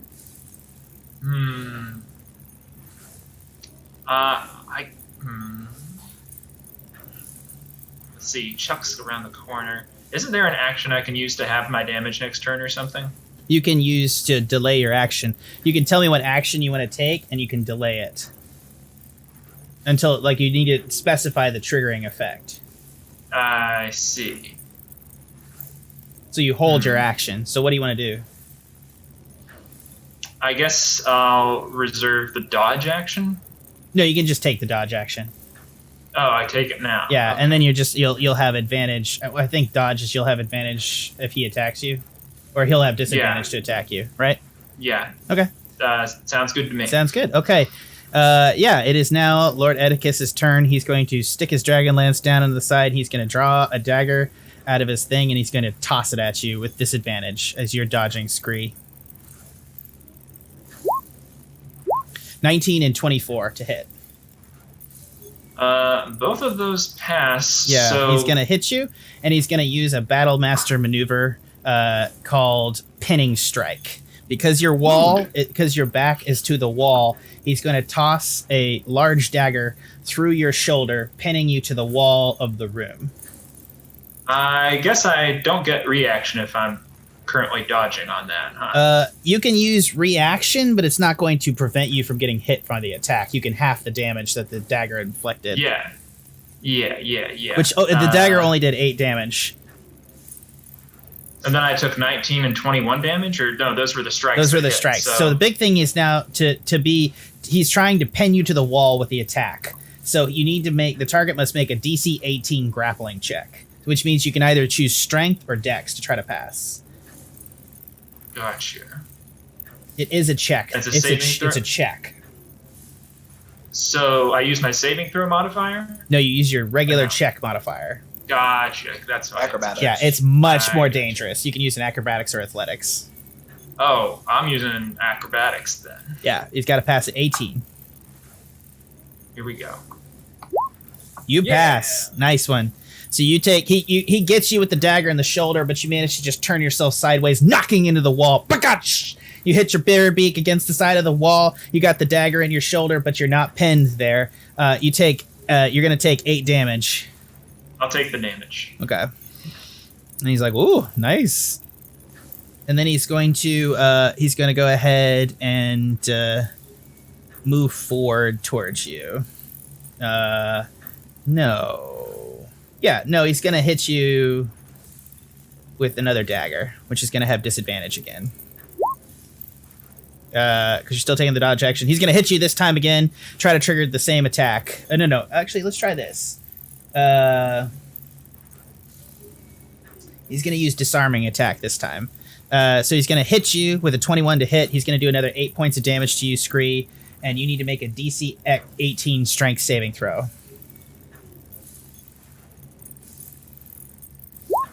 You fail. He tosses into your arm this blade, like he just throws another blade straight at you, catches you in the arm, and it knocks the rapier out of their hand, falling to the deck. You are now disarmed. Damn. Hey. And then he's going to pick another dagger out of his belt. And he's going to toss this one at you again. Disadvantage. I just want to say he hit all 3 dagger attacks with disadvantage. 22 and 19. He's going to do 6 points of damage to you again, Scree. And he's going to use a trip attack to try to hit you in the thing. Make a DC 18 strength saving throw. Jesus.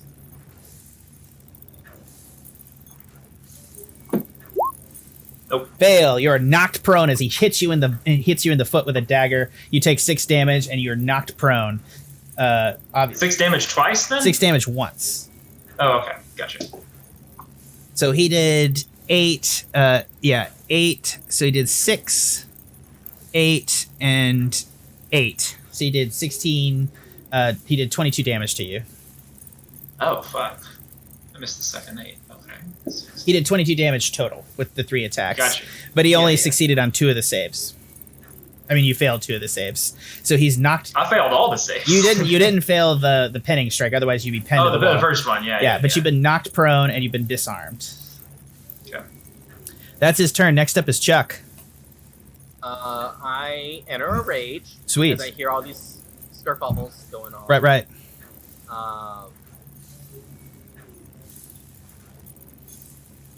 I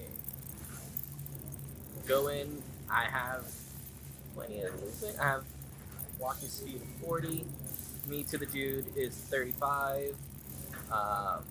So yeah, enter a rage to hear the kerfuffle. Enter the room. See this guy. I walk right up to him and I swing my hammer in his face. Do it. Heartbreaker. Damn it. 13 does not hit. Second attack. Heartbreaker. 13 What the fuck? does neither attack hits. I don't have any inspo, do I? You did not dash, so you can't. Well, you wouldn't be able to use inspiration now. You use the attack. Yeah. You'd have to declare it before, I believe, if I'm not mistaken. I might let you do it. I don't care. I'm pretty loose tonight. This guy is gonna be fucking tough enough for you assholes. So can I inspo and try again? No, you cannot. Let's go ahead. Anything else, Chuck? I don't have anything else I can do. I didn't take a dash or anything, so can I like miss and like brace myself? No. Why would you? Yeah, I can't really do anything. You'd have to use an action. Sorry, I have to. I love you, man. It's not always endearing that you're not keeping track of your actions. You're just like saying shit to try to trap me up. Like I gotta keep track of you. I don't appreciate that sometimes. I love you. Keep track of your actions. Be honest. It's annoying that I have to like double check your barbarian abilities. No offense. Sorry to like give you shit in the middle of a game. You're good. So next up in the order is Ashe. Okay. What Ashe wants to do is I want to still hug the wall and then go towards the bomb. Yeah. It's made of like a bunch of blasting powder, right? Yeah, it is literally just made of blasting powder. It's like a balloon full of blasting powder. Okay, I want to use. I want to take my hands or and just like make a trail leading away from it. Wait. You're just going to get a little bit of it. Yeah. Make a thing. Yeah. There's also a timer, so like a little bit of cord on top that you can light. And you can set it for however many turns you want. Oh, okay. That's exactly what I want to do. How many turns are you going to set it for? I'm gonna set it for 6 turns. And then, right as I say that, or right as I set it, like set the bomb to go off, I'm gonna yell out, "Lord Edipus!" Edipus is going to turn around and he's just looking in your general direction. You seem to be mistaken. You seem to be mistaken of your position. See, you have already been caught in our trap. This bomb is going to go off right now, in less than 10 seconds. Okay. It's up to you whether you leave or not. Okay. Put it out for me, would you? You're gonna put it out for me? Put what out? The fuse. No, I already said the timer. I know. Are you gonna leave your orc friends to die, or your friends here? Yeah. Fuck them. Okay, so you're a man of your own things. Okay, cool. I get it. No, I appreciate it. Yeah. Sweet. Okay. Well, thanks for appreciating it. I'll get the fuck. Is that the end of your turn? Yeah. Okay. And I'll keep holding the firebolt in my hand. You're gonna hold action. What is the trigger for the firebolt? When he tries to attack me. Okay. And what are you gonna shoot it at him? At the fuse. Oh, so the fuse is lit, right? Well, I thought it was a timer was set for 6 turns, and then I light the fuse. Right. Okay. Is that Yeah. not right? You just literally measured out like 10 seconds of fuse, and you. Yeah. Sure. You haven't lit it. I get it. Well, it's 6 rounds, so it'll be 30 seconds. Okay. So he's going to use a legendary action because it's not his turn to use a single dagger attack against you. You're invisible, so you're going to have advantage. And he's going to miss with a 10, which is literally a crit fail for him. Nice. So he's going to hit off the wall, and he's like, damn it. I'm going to laugh in his face. I'm not over there, friend. That's really fucking annoying. Yeah, okay. And, he can't. Oh, so he attacked me, so I'll light the fuse. Okay, so you fire the thing. You now have 6 rounds of combat until the bomb explodes. All right, next up in the order is Scree. I need to get up. Yeah, you're going to use half your movement to get up. You have 15 feet of movement. Or you should All try right. and whistle. That's a good point. If only I could whistle. Use the eagle whistle. Where's my rapier? Can I pick up my rapier for a free action? Yeah, you can free action pick up your rapier. The summoning never makes any sense to me. Yeah, I don't know. Can I attempt to whistle as loud as possible with my beak lips? Free action, you're fine. You can. "Ah!" It's more of like an open mouth scream than it is a whistle, but it kind of sounds like a whistle. All right. Makes sense. Actually, no. As a Kenku, you can mimic sounds very easily. You can easily whistle. Hey, that's a good point. I want to. Yeah, I'm not gonna fucking fight you on that one. All right. In that case, I make it a jazzy little do kind of thing, because that's what it is in like the old Looney Tunes cartoon. Whenever fucking Loghorn wants somebody to whistle for him, then I will. Let's see. I have 15 feet of movement now. What can I do? It's not that far away. This is pretty close quarters in here. Yeah. Actually, Chuck, how you doing over there with that guy? I missed. Twice. You did. Twice. Shit. In front of his face. I will cast True Strike to give myself advantage. It's concentration. Gotcha. Try and give myself advantage on my next attack on Done. Edipus. And you'll have advantage, and you'll get. You'd get if you attacked him right now. You'd have. Anyways, I would. because Chuck's there. I'd have to sneak attack. Yeah. He's Well, I'll go ahead. Yeah, go ahead and. And I'll you go have ahead. your crossbow already, like, at the ready. No, he didn't load it, There and he he put it back away. Yeah, so that would take too long. I'll just go ahead and move my mechs over here. Sweet. All right. And so next up is Lott. And I'm just going to say on Lott's turn, Ashe lit it. It's going to be a round of combat when it hits Ashe again. So gotcha. Okay.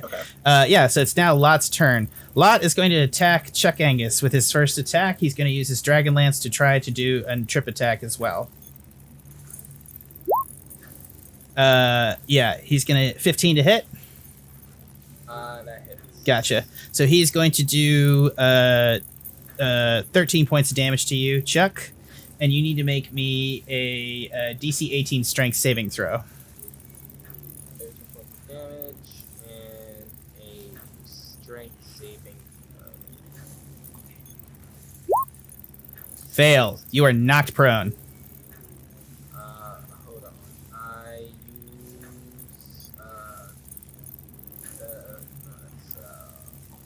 sorry, let me have to find it. It's fanatical reroll. Fanatical, once per day, you get to... If I fail a saving throw while I'm raging, I can re-roll it. Go ahead. You Boom. save. Nice. Okay, you only take 9, 10, 11. You only take 13 points of damage, and then he's going to do literally the exact same thing again with his Dragonlance again. So those 2 13s were both halved. So it's No, he only hits you with 1 13 total. 1 13 total. Yeah. So half. So the next attack is 14. Does that hit? Yeah. So that'd be 6 damage on the first attack, and this one is going to be 18 halved to 8. Now make me another DC 18 strength saving throw.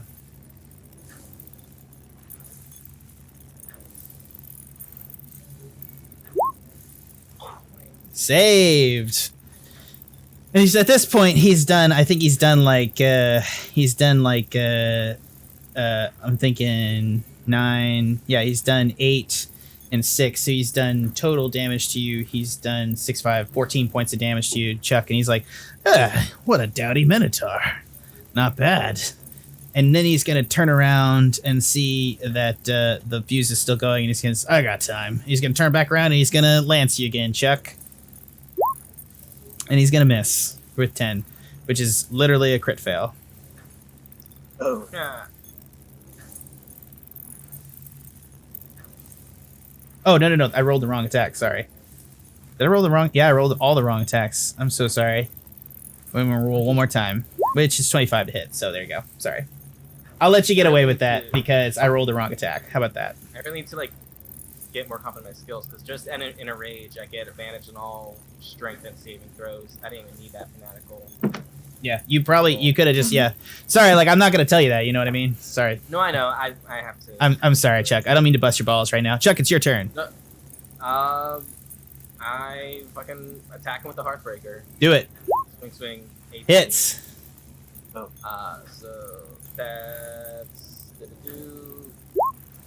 that's 15 plus 6. That's 21 damage.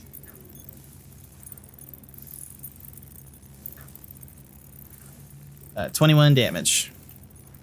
Okay, and then I use my other attack. That hits That's for 18, 19 points damage. plus 2, so it's another 21 damage. 21 damage. You come up with your Heartbreaker and you bam hit him in his silver dragon armor. Oh, I'm actually not showing. My bad, guys. I've not been showing the combat screen here so you guys can see what's happening. My totally bad. Just kind of been something that you just had to imagine. Scree's right here. You got Chuck right up here with the knight. You got Ashe invisible in the Cortador. This is the bomb right here alongside the Indomitable's engine. And you also got Oreg and Ureg right here, totally unconscious but alive on the floor. Okay. So next up in the order, that was Chuck's turn. Next up in the order is Ashe. All right. What Ashe is going to do is he is going to grab another handful of the blasting powder, or actually just the original one, and then I'm going to stealth up behind him, Lord Edipus, and then I'm going to throw the blasting powder in his face, attempting to blind him. Okay, go ahead. I guess make a sleight of hand check. Okay. Yeah, you're able to toss it up in his face. Ah! It's right. It doesn't cause the blind effect, but you did sort of distract him. Well, that's awesome. Sorry. Does that count as my action? No. He needs to make some sort of save. Let's have him make a save. How about that? What save would you say for blinding? Like dexterity? Constitution, maybe. Sure. I buy it. Not the thing you wanted to pick with him, though. He rolled a 23. Sorry. Okay, but is the blasting powder still on his face? It is on his face, yeah. And did that throwing it in his face count as my action? I would say so, yeah. Okay. Then I will just be right here beside him then. You are in range. Actually, that is dumb as hell of me. I'm going to back away. Okay, you're going to take an op attack. All right, yeah, he'll have disadvantage, but yeah, I'll take it. Why would he have disadvantage? Yeah. Because I'm still invisible. Right. He's going to take an op attack, and he's going to be invisible. Actually, he's not going to take an op attack. Sweet. All right. So I'll just be in this corner. Yeah. Next up in the order is Scree. Oh, and that's been one turn of combat. Yeah, so 2 turns, right? We're on round 2. Yeah, so We're round on 2. round 2. Right. This is round 2 now. So you got this round and then 4 more till it explodes. That's right. All right, I will close in with my rapier and sneak attack our dragon persuaded gentleman here.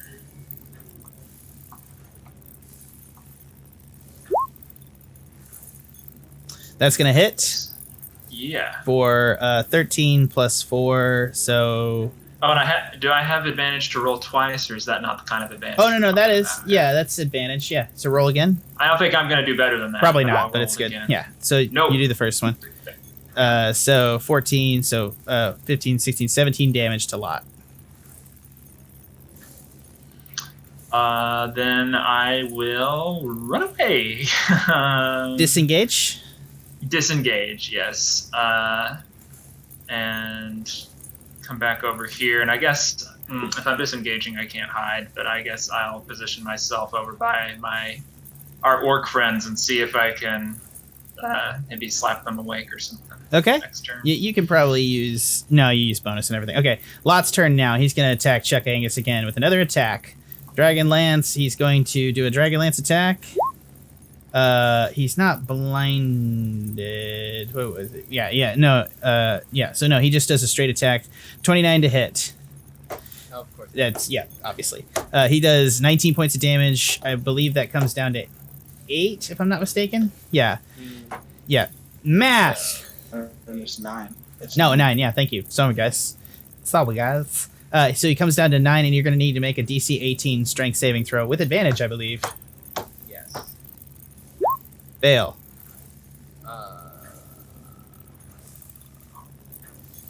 Fail. That was Dex. That's a Dex. That was Dex. Boom. All right. He's going to attack you again with his Dragon Lance to try to do another tripping attack. 27 to hit. He's going to do 9 points of damage that time.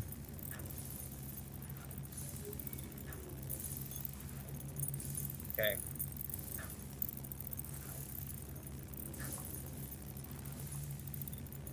Chuck, are you down to 18? 26. Ah. Make sure to update your health. Yes. Got it. The Scree, you're at 23? Correct. Oh, you guys taking a beating. Okay. Only Ashe has gotten out of this unscathed. Okay, cool. Yeah. So you got to make one more two DC 18 saves again.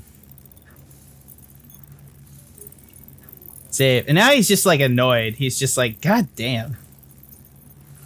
And all right, he's gonna look over to where Ashe is, and he's gonna see you with your back against the wall, and he's going to take a dagger and make a dagger attack with you with disadvantage, Ashe.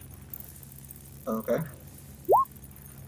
He's gonna miss with 2 10s. So he's just gonna be like, fuck it, and he's gonna walk away. He's gonna get an op attack. You want to take it, Chuck? Yes. Heartbreaker. Crit. And can I say he has the powder on his face and it does fire damage? Yeah, sure. Can I? Yeah. Oh, his face blows up. I'll figure out. I think it's gonna do an extra D6 of fire damage. But go ahead, tell me what's the total damage on this. Total damage is. Holy shit! That's 20. Okay, so 19 plus crit of 10, so that's 29 plus 1 plus crit of 5, so that's 35 plus 2 for being enraged, that's 37. 37 points of damage. No, 19 plus 10 is 29 plus the 5, so that's 25 plus the 2 is 20. Why can't I math right now? It's okay. 29 plus 7 is 36. 36, right. 36. Lott is now bloody. And plus, plus the six, D6. plus my D6 of extra foil damage is 4. 40. Okay. So a couple of things are going to happen in short order here. First off, Lott is going to turn around and use a reaction to use his... he's going to use a reaction to use Repost and use his Dragon Lance to attack you, Chuck. For a 15 to hit. Sure. It'll do 10 points of damage or 5 points of damage to you. Gotcha. Okay? And then he's going to move around the corner now that he's left your area of attack. He's going to move up to it, and he's going to use his free action to rip the fuse out of the balloon. Should have done that, mate. And he's like, really? Yeah, should. I really threw off my plan. Now is the winter of your discontent. It probably wasn't earned here, was it? No. I need to work on it. Now it's my turn? Hold on, let me double check. Yeah, it's Chuck's turn. Alright. I run up to him and smack him with my... Oh, yeah. He also takes 6. Yeah, okay. Yeah. Do it.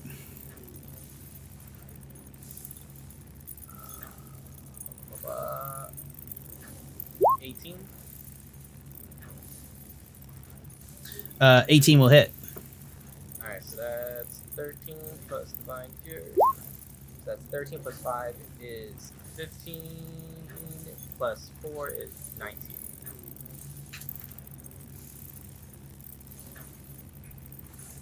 And there's no more powder on him, so I don't get that. Yeah, you blew it up in his face the first time. Okay. Alright, so that was 19 points of damage, and then I'll attack him again. Another 18. That'll hit. That's 12, 14, 16. Why 6? Oh, yeah. Usually that... oh, it's like a thing. Okay. It's because I'm in a ring. Yeah. Yeah, okay. So altogether, I did a lot of fucking damage. Yeah. Okay, and next up is Ashe's turn. What, how bloodied is he? He's pretty bloodied. He's a Kingfisher, guys. Y'all are doing extremely well for this situation. And Ashe he is just got gonna- rid of the fire timer. Guys, I'm gonna AFK real quick. Why don't we go ahead and take a break during this fight? Is that okay? Okay. Yeah. That's fine. I realize I missed our break, and it's 10 o'clock, so let's go ahead and I take a break. wanted to say something, but I mean, he's DM. He knows what he's doing. No, I don't. I totally forget shit all the fucking time. What are you guys fucking talking about? All right. Well, I love you guys. Sorry that I did it. It's 9:55. We're gonna come back at 10. How about 10-minute break? So we'll come back at 10:10. Or no, that's 15 minutes breaks. Let's come back at 10:10. 15-minute break. From everyone, thanks for listening. We'll be back in just a minute. And we'll finish this. Finish him if you can. Hello and welcome back to the Pen and Paper Pod. Okay, we didn't have this kind of a plan. Unfortunately, Ed has had a little bit of a medical emergency. Apparently, he was suffering in silence through the last maybe 30 minutes of the cast and didn't say anything to us. And now he's maybe going to receive some medical help. So unfortunately, we will be without Ed for a little bit. We're gonna kind of wrap it up here. And Tanner is getting split in half as we speak. Oh no! Oh no, this is messed up. Oh yeah, this is. I am sorry. not designed for this. Oh my god, look at your face. No, I got this. Here, Alt. There's Tanner. Still echoing. Hey. There we go. Perfect. Now there's a piece of him missing. You made it worse. All right. So, as you guys managed to Chuck Angus. I'll do Chuck Angus's voice. Chuck Angus! Yeah, there we go. That's good. Chuck Angus. Oh my god, there's so much of an Ed impersonation I can do. Wild and crazy Chuck Angus just knocks him back into the corner, and he goes down on his staff, and he just holds up a hand, and he's like, Stop! Stop! I yield? Why? What are you doing? There's no reason to blow up the Indomitable. There's a lot of people on board here. people or Kingfisher Knights? Because we've come to have a distinct. There's only 8 of us. disfavor. There's only us. It's Camelonian soldiers. Sometimes they're drafted. Come on, man. You don't want to just blow up a bunch of people. Oh, sometimes they're drafted. Really, man? I'm just saying. Come on. You don't need to blow up all these people. Why not? Because, some of them are nice guys, right? Like, you met a bunch of them in the city at the wedding. They were some solid bros there. True, but one of them also killed our friend. What do you mean? We truck here was disintegrated into a pool of ash. Oh, shit. Was it, Lady Sejanus? Oh, we have no idea. It was Lady Sejanus. Yeah, so, Oh, wait, you're right. We have no idea. Yeah, no, it's okay. Chuck will confirm. It's like, Lady Sorry, how was Chuck voice? Lady Sejanus. And he'll be like, yeah, she's kind of a bitch. Also, I'm really sorry about the Shakespeare quotes. They weren't really in context here. You really didn't get to meet me before this. I'm really more of a reader, but, things you're learning about now. I just really want to establish a repertoire right here so you don't kill me. Seriously, guys. Thought processes here. If you do kill me, my daughter is going to hunt you to the ends of the fucking earth. And I don't know about you guys. I'm a tough motherfucker, but I'm a dragon rider, and you only fought me without my dragon here, so if you think I'm tough, wait till she gets a hold of you. But the problem with that is there are all these orcs that we kind of need to do a solid, and you're, what do you call it, Indomitable? Indominus? Indomitable. Yes, is kind of haunting and terrorizing them constantly. So we need to take this baby out of the air. Are you going to land her somewhere? We wouldn't even have a guarantee that you wouldn't fire. No. Yeah. We will totally land it. Totally land it. That's cool. We'll do that. We're all good. We're all good with just landing the ship. Well, what guarantee do we have that you wouldn't take it back up as soon as we part ways and go back to terrorizing the orc folk? My word as a Kingfisher Knight. Good as gold.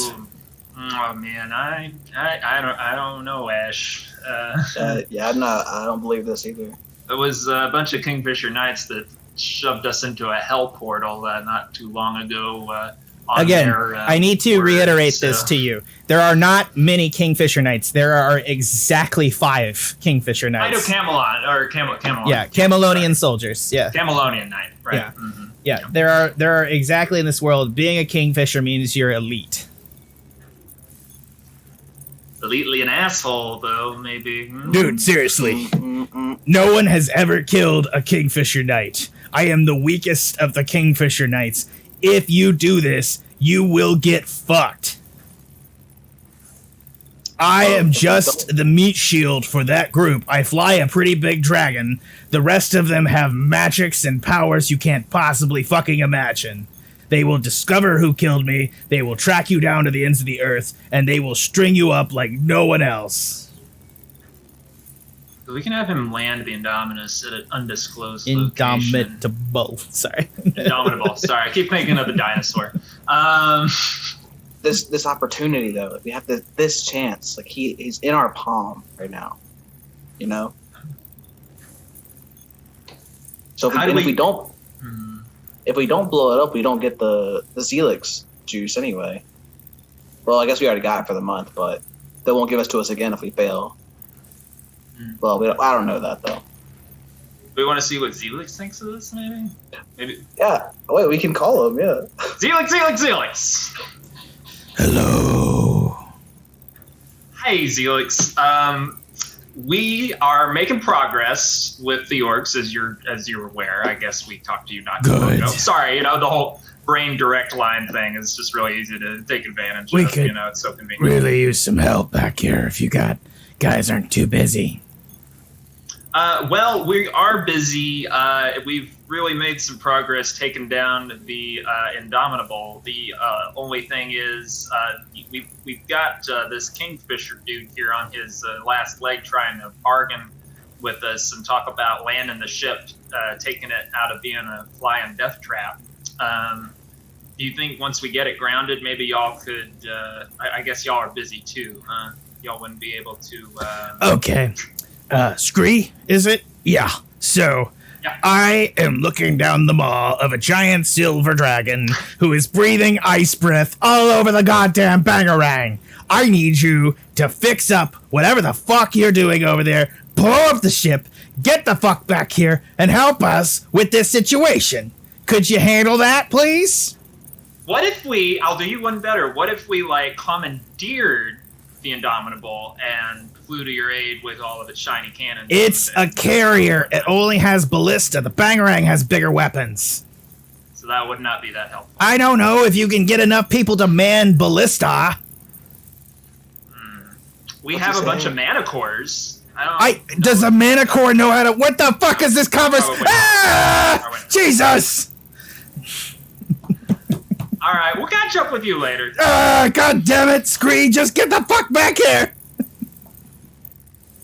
All right, Ashe. So, how's Zelix? He's very occupied, and he doesn't want the ship. Doesn't want to help us ground the ship or make sure the ship doesn't get back in the air. Help our Kingfisher here honor his word. And I kind of floated the idea of us bringing the ship to them, but I don't know that it would be. They're kind of in the middle of their own battle, and I don't think we could. We don't really have a crew to crew this thing, unless we can suggest all these Kingfisher Knights just completely turning their cloaks and fighting for our side. That doesn't seem like something they're too keen to do. Yeah, that's a good idea. Oh, you think it's a good idea? No. Oh, okay. I think. May I interject? May I interject here? Well, if you are privy to all this, if you are willing, I'll show you how to fly the Indomitable over there, and I'll convince my baby girl to get back on the ship, and you guys can take off, and we can take off, and no harm, no foul, right? Well, there's already been harm. I mean, yeah, they're orcs, guys. They literally have a culture of raiding where they go every summer down the coast and kill and kidnap people and take their goods. Like, who are you defending? Are like, honestly. Sounds like what you guys do, though. Keeping them slavery and locked up. Like, going out and hunting them down for money. I mean... Look, ethics aside, we have a deal, looks like, here. So you're saying you'll let us use your crew to take the Indomitable for our own needs, and you'll fly off with your dragon friend? I mean, I thought we would fly off with the Indomitable. How are we flying off then? Our manticore? Yeah. You just hop on the deck, fly the manticores over, my girl comes over, and then we're all good. Scree, I think he's selling us snake oil. Yeah, I'm not really... Why would I sell you oil made out of a snake? That makes no sense. It's a half-elf phrase. Sure. Okay. What? Yeah. I'm not trying to sell you oil a snake. Okay. Anyways, I don't know why this universe doesn't have snake oil. I don't know why I did that. Well, Scree, listen. I think what he's telling us to do, he's telling us to leave, and then he'll leave, and then we're just back at square one, where our people who have Zelix is getting. Well, I don't. The whole other crew is getting hit by the dragon. So I feel like we're already too deep to not do it. Oh, it's his dragon. See, I didn't put that two and two. Who else? What other dragon is there? It's his daughter. Right, of course. It's his. Sorry, I forget that she just gets very big when she's angry. Yes. That's yeah. I guess that's a deal. So sorry, Lord Edipus. Actually, I'm not. Well, so you're gonna fly it over there, and I'll just shout out to her. She'll land here. I'll hop on her. We'll fly the ship away. All good. War averted. You guys are master ambassadors forever. And you'll leave the orcs alone. Sure. For a while. Forever. Forever? Yeah, def. On my Kingfisher honor. All right, we're gonna hold you to that. Sure, you are. Do we? Let's see. Ashe, you have any way to get that in writing?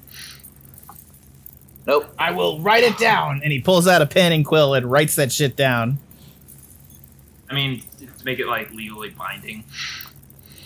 Sure. I don't have a lawyer on hand. seal? Yeah. I mean, if we had some sort of like, I don't know. I don't have the spell for it. Is all I'm saying. I know there is one.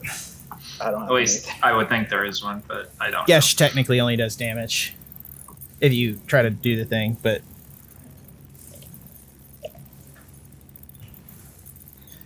All right, Scree, I'm gonna have a quick sidebar with Scree, and we're gonna go out of earshot of Chuck is having. I just to I'm not doing a lot of dialogue for Chuck. Where's Chuck? Chuck is obviously gonna say no, but like whatever. Chuck's gonna impale. You guys are gonna go over. Okay. All right, Scree. How about this? How about we do part of the plan? Like we get him to take the Indomitable, get his daughter on board, and then we blow up the ship. Ooh, I like that idea. I think Chuck would like that idea too. Actually, maybe. Mm-hmm. And then while we're steering it over, we can make that trail of blast powder. Trail. Well, yeah, because I was we could make a little since he took out the fuse, we make our own fuse with the blast powder trail. Okay. See, you're the demolitions guy. All right, I don't know these things, but yeah, that makes He sense. literally is the demolitions guy. Really is. Yeah, I like that. We're in agreement. Yeah. Yeah. Mm-hmm. Okay. And break. All right. So you guys go back to Lott. Also, remember you guys can roll shit too if you want. Roll for what? Oh, we can't. I want to. Can I do? I believe Lord Edipus? Obviously, roll insight. Well, both of you. I don't want to say. Both of you roll insight. No, go ahead, but roll something. How about that? I just don't want to say roll me insight. No, I appreciate it. I get that. Both of you think he's being honest. Well, shit. Well, we're evil. Let's go. Roll for Chuck. Chuck's gonna see right through him, right? Chuck rolled a 15. Chuck's like, I don't know about this, guys. He's against this plan, even if we blow him up. No, it's sorry. What's Chuck sound like?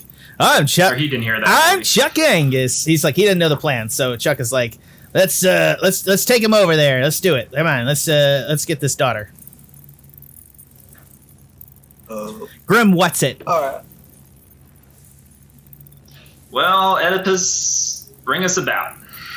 All right, we gotta go to the deck. You guys ready? Let's go up to the command deck. You got it. Sweet. Leave your orc buddies here, I guess. I'm not carrying them. Yeah, do we have to check on them, maybe? They're just unconscious, right? Right. They're fine. Well, yeah, I guess they're better off down here. We'll come back for them later. Has it been a minute yet? I assume as much. Yeah, it's been a minute, yeah. Okay. All right, so I'm visible now. I'll when we get to top side, I'm gonna try to distract him and point how do we steer the Indomitable? How does it work? Stuff like that. Yeah, sure. He takes you up to the deck. The deck is covered in manticores still, and he takes you over to the far side by the back end of the engine. There's still a veteran on the deck who's just peeking around the corner, who's been running from literally. It's like a Benny Hill theme is playing around the deck, and it's literally just like he's been running around the deck being chased by manticores like cat and mouse. So he is not happy and or enjoying the situation. You guys are back up on the deck now. So yeah, and then I guess I'll as we start moving, as we start bringing the ship about. Scree, do you want to trail off, or should I? You're the demolitions expert. I'm sorry, I might be sneakier. I don't know, actually. That'd be Dex, right? Sleight of hand or stealth. Yeah, I got a +9 to stealth. You're stealthy too, though, right? Yeah, but not nearly that stealthy. All right, give me the black powder, man. It's on top of the bomb. Oh, I gotta go back down. Yeah. But you can we can just Yeah. do a suggestion, you know what I mean? So just tell me what you're gonna do. I'm gonna go back down to the big pile of black powder and make a little trail all the way back up to the deck. And You guys slide around, and you see in the distance the dragon just literally chasing around. You see Iceman, the Wyvern, and Halfdan being chased by the dragon that's just flying around. And then you see the Indomitable, the Bangarang, just pulling up on the quarter between the Indomitable as you guys try to pull up alongside it. There's about, let's say there's about... From the rotor, it's 5 feet to the rotor, but from everything else, it's about 20, 30 feet between the ships. All right. And she has been, you see that the sides of the Bangarang have been coated in ice, and Halfdan flies around, like, just looking pretty crazed as, like, she sweeps by and blows a load of ice just all over the side of the Bangarang. All right, well, I'm gonna look to Edipus and Atticus and like, hey, stop this! Look at him! Look at her! Well, Stop it now! I gotta get in ear range of her, like calling range. Let me go up to the head of the deck. I'll follow him. Gotcha. am I still laying powder? No, you're good. You got it up to the top. I guess I'll make a big pile of it somewhere out of the way to make sure we can ignite it from wherever we need to. Yeah, you're over here. You just get a pile. You're ready to go. All right, you guys come to then, and he's like, I didn't ever say Lady Grimtooth's first name. Ashley! Feels like an Ashley. I don't know. Ashley, come over here! And she swoops around, and you see in the distance this giant fucking dragon swooping around to follow you guys. Actually, let me just pull this slide so you guys can see where we are with the Bangarang.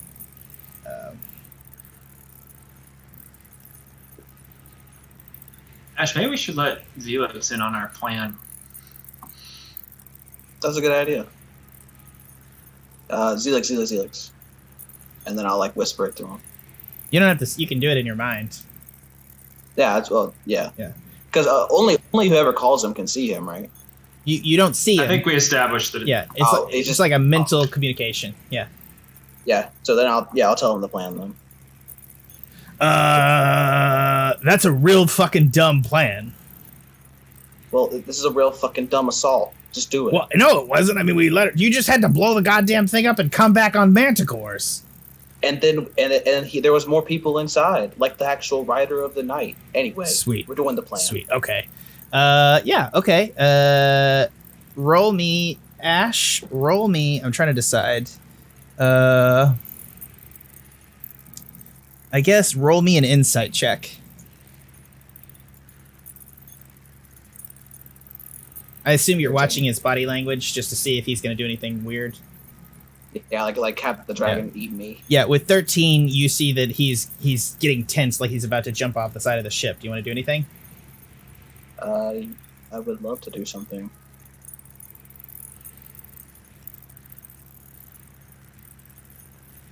Light cast firebolt on the pile of things. You're probably not within range because you remember you came up there. Scree can probably you can cast firebolt on it. Yeah, sure. And I got pressed it. I can light some sparks. Oh yeah, you're right there. Yeah, actually, that's a better idea. See, so then I'll look to him. Let me just show how. I know you guys can change this because I just arranged it. You said he followed him. He went to the back of the ship. You guys there. Scree's here laying all this, and he got Orig and Urig right here, and Chuck's here. Mm-hmm. Okay. So, yeah, then if he's looking tense, I'll just say like everything okay, Edipus. Yeah. This is just. I really cannot believe you guys like fell for this plan. Yeah, right. Yeah, I'm probably not a real Kingfisher if you're down to it, but I'm probably a lot better on Dragonback. Well, simple as that. Say goodbye to your ship. And he's going to stand. Oh, it's screwed. What?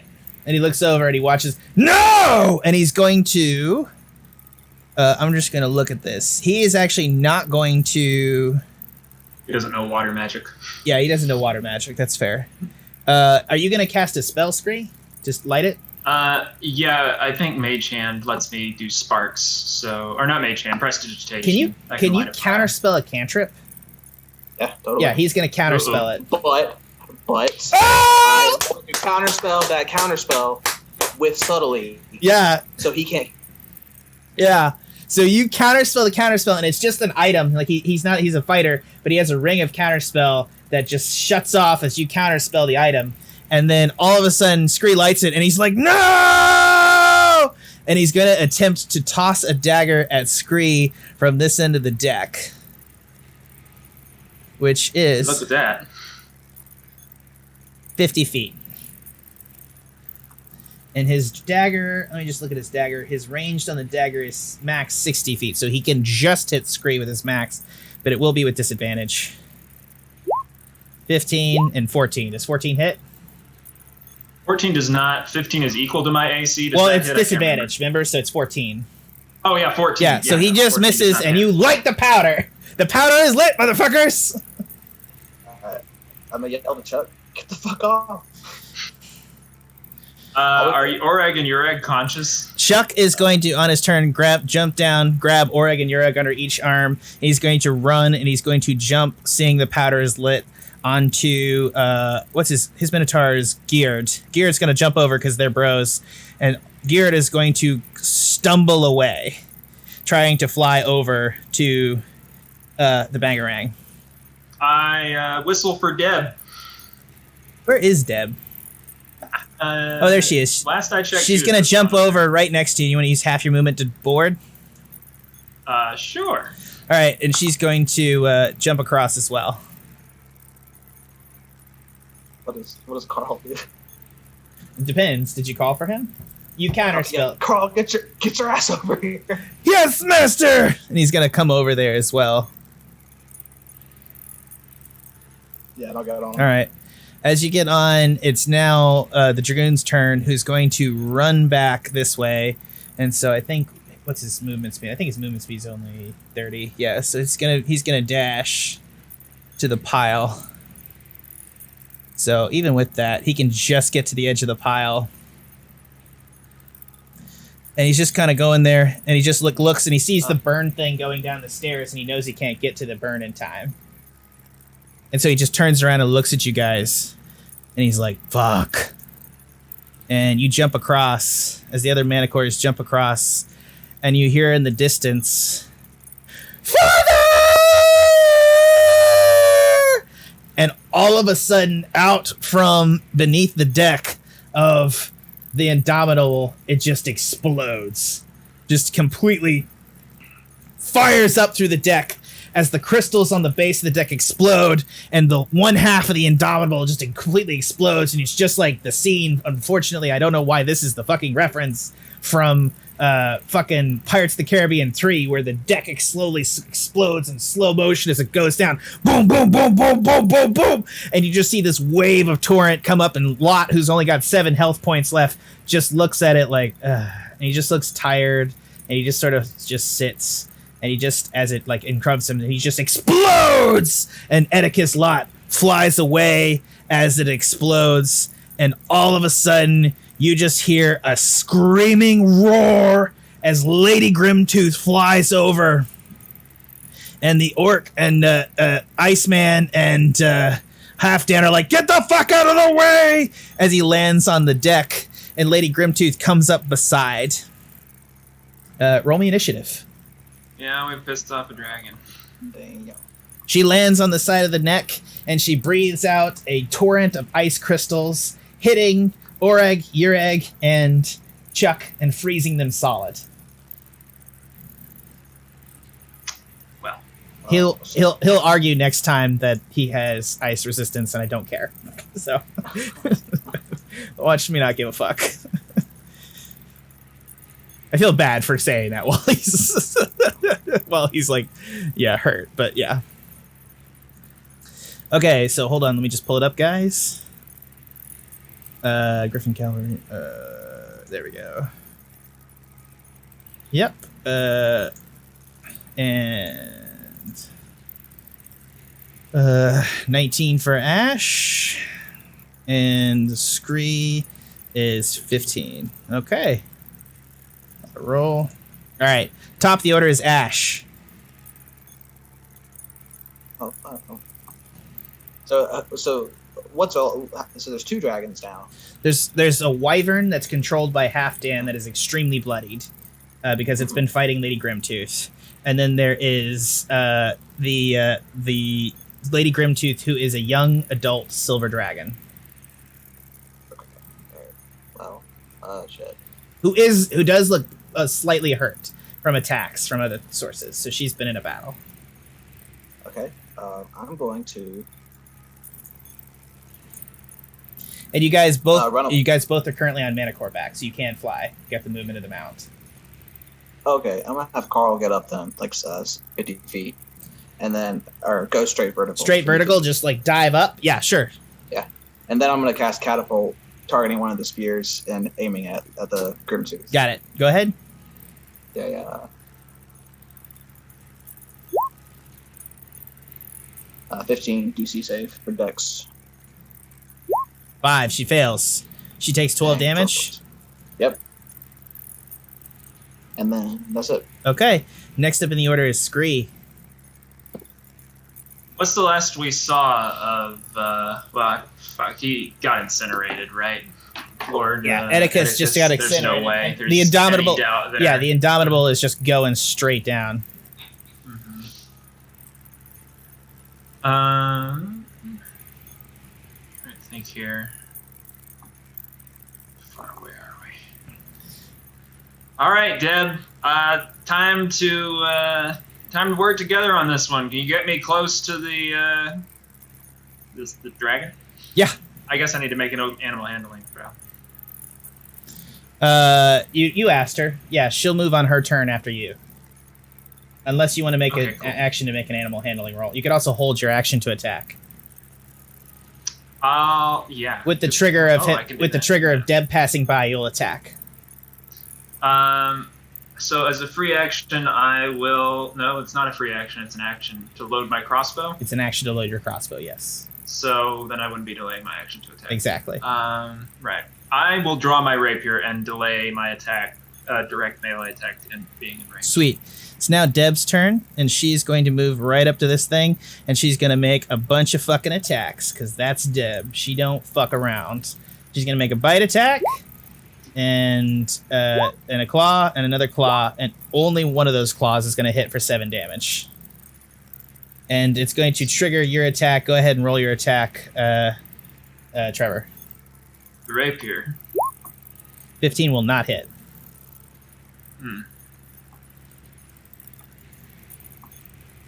I suppose Deb feels like disengaging, does she? Yeah, you can disengage. Where are you gonna go? Shit. I would like to Let's also go. say there's like a thick cloud of fog from the explosion of the Indomitable carrier. So you could probably, anywhere that the Indomitable is on the map, you can probably hide in there. I will go anywhere that I can hide in the clouds. Yeah, so let's go over. Oh, it's not letting me. Oh, that's because it's not mine. Yeah, there we go. Okay, cool. Yeah. And I can't actually take the hide action. I don't, because I took the disengage action. Yeah. So that will be my turn. Yeah. All right. And Chuck is frozen, but the other manticores are going to get in on this shit. Hold on. Where are the other manticores? Oh, there they are. Jesus. Zoom. There's 2 other manticores for Yurig and Oreg, seeing their friends frozen. They're going to come in right here, and they are going to attack her. Same sort of deal as Deb, Zeech, and Quarl are going to come in for a bite. So 2 bites. Hit. Miss.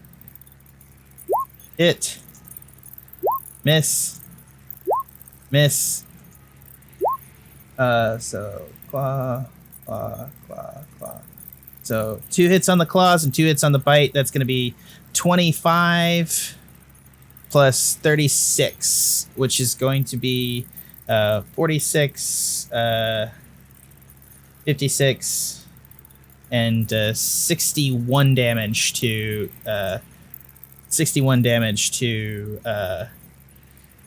Lady Grimtooth. Yep.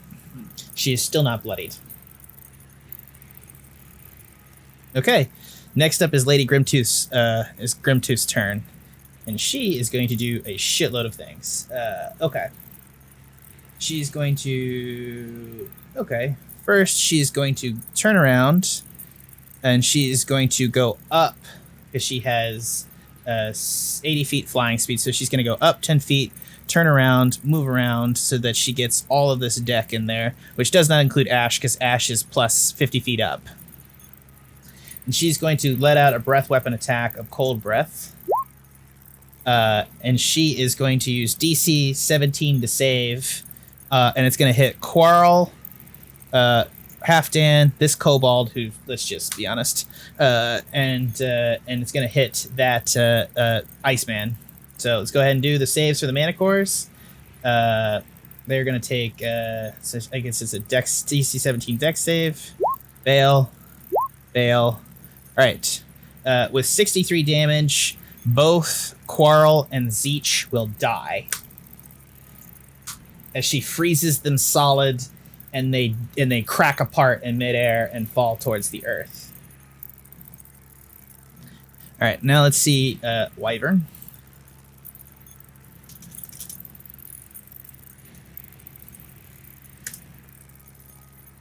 Okay, here we go.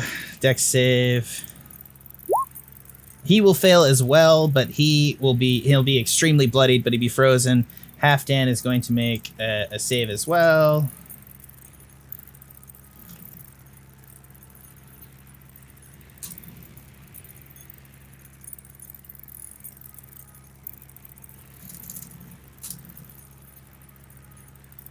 Sorry, guys.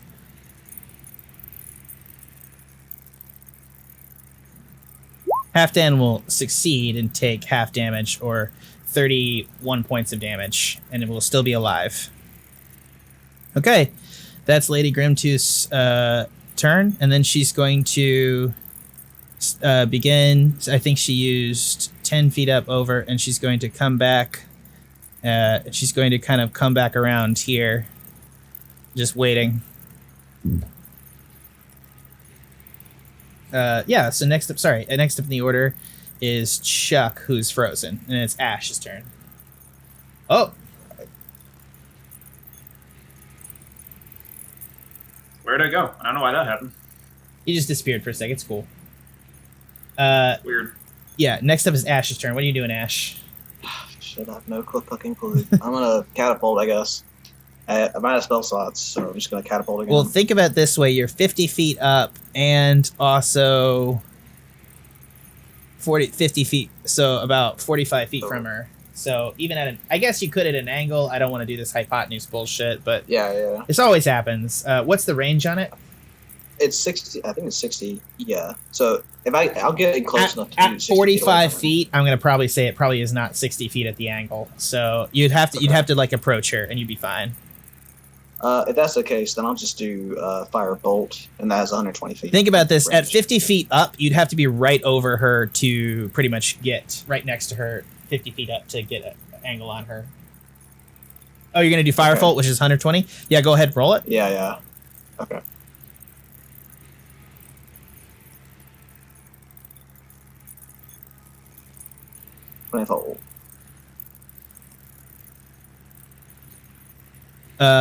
Yeah, that's gonna hit, obviously. For 17 points.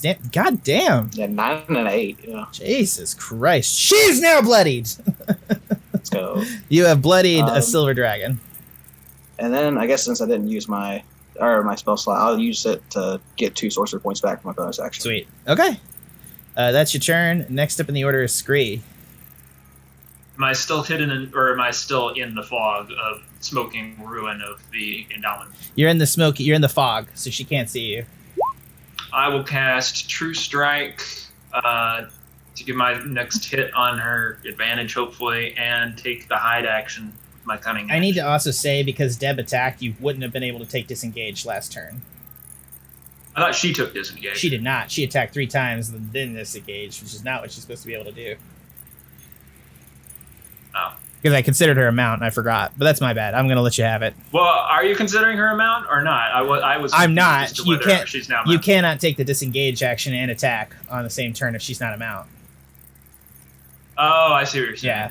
Like, she gets to take this disengage action because she's a mount. So she. Wait, okay, now I'm confused again. Does she get to take it if I'm controlling her or if I'm not controlling Look, her? if you're controlling her, she can take either one of 3 actions: dodge, disengage, or dash. And she gets you get those for free as part of your movement when you have a mount. Because she's on her own turn, she ran up, used her action, so she shouldn't have been able to dash or disengage. Because she has an action and used it instead of do the attacks. To attack. Okay, Yeah. so do we need to establish that she's a mount or not, I guess? Is It depends if you want to, because she's probably about to get out of this fog, and she's not necessarily going to have disengage at the end of this, and there's just this dragon. Deb just watched her 2 friends die, and she's like, ah! Alright, so... Deb, I have a plan. Just trust me on this one. I trusted you. Remember when you dropped me off on that ship before? I trusted you. Now you trust me, okay? Roll an animal handling.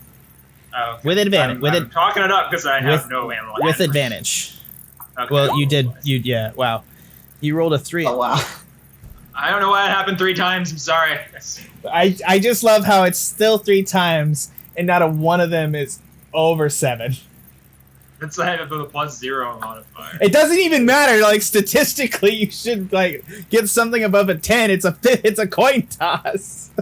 Oh, I failed to persuade Deb. That's a Rosencrantz and Guildenstern shit. Okay, Deb is gonna roll out of the fang, and she's gonna go on to attack him. She's gonna attack the dragon 3 times. She's gonna use a bite. Wait. I'm confused. So I failed on my turn to do an animal handling check. Is my turn now over?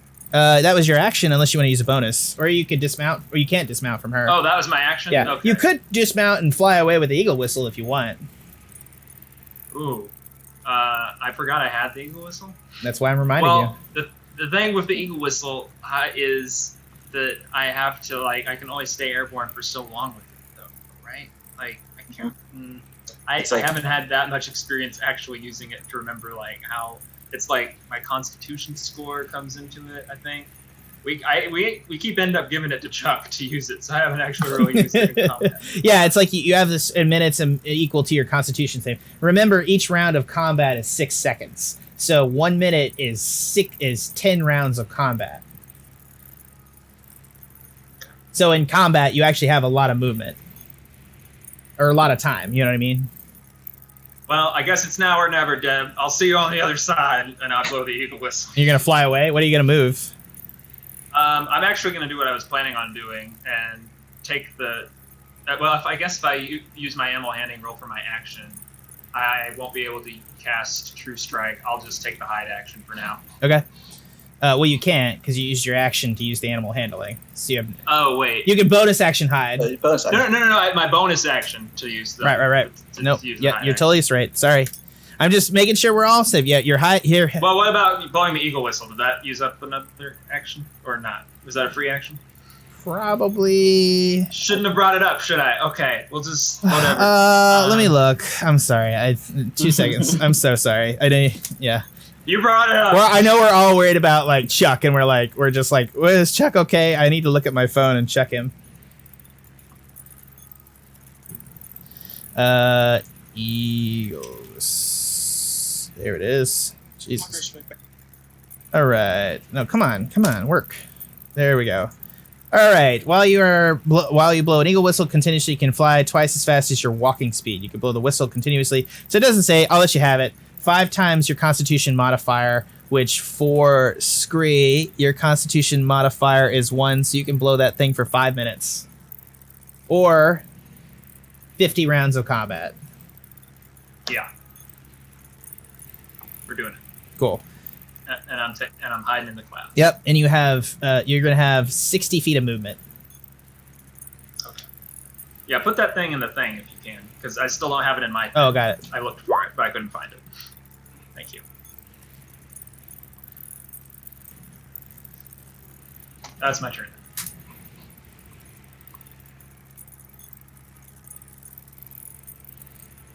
Yeah, it's your. Oh, hold on. Yeah, it's still your turn. Oh, that's your end of your turn, right? I'm pretty sure I have no actions left. Yep. Now it's Deb.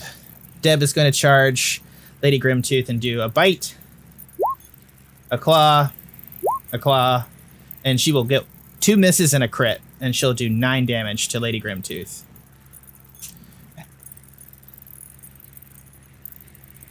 Lady Grimtooth is still looking good. Next up in the order is Lady Grimtooth, and she is going to turn, look at this asshole, and she's going to bite Deb for 19, and she's gonna 3 attacks. One with spite, 2 with his claws. Bite, hit. Oh shit. Okay, she's gonna do 19, 13, and 14 damage, which is 30. Oh, Megan's gonna kill me. This is 30 damage plus 9 is 39. So she's gonna do 46 points of damage to Deb. Deb is now extremely bloodied. Still alive, though. Yeah. She's going to also roll to recharge her breath weapon. So she's going to roll a 4. So her breath weapon did not recharge. Okay. That's her turn. Next up is Chuck, who can't break out. Next up is Ashe. Actually, All right. everyone else on the thing is going to begin to become active. Kimberly is going to go ahead on her turn and move the bangarang. She is going to move the whole bangarang. I just want to establish. Hold on. Sorry, guys. She's going to. You guys are going to. Oh, shit. She's here. I'm just moving you momentarily. She's going to move the whole bangarang.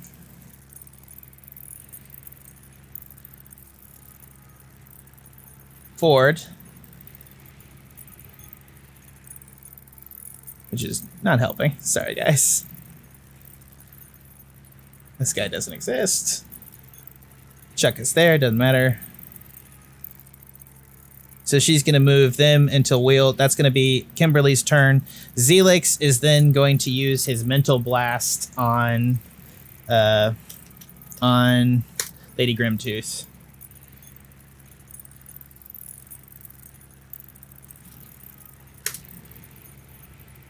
God, this fight turned into a lot. Okay, anyways. You're going to use your Men Blast.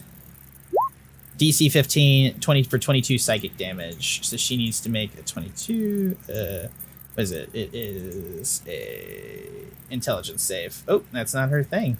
Good job, you guys. She fails, and she takes 22 points of damage. And if I'm not mistaken... each creature in an area must succeed on a DC 15 intelligence saving throw or take 22 damage and be stunned for 1 minute. Yeah, or 10 rounds, or roughly like 10 rounds of combat. I think they can repeat the save, but she is going to use resistance to save instead and take only 11 damage. Is she still stunned? She's not stunned, but she does take 11 damage.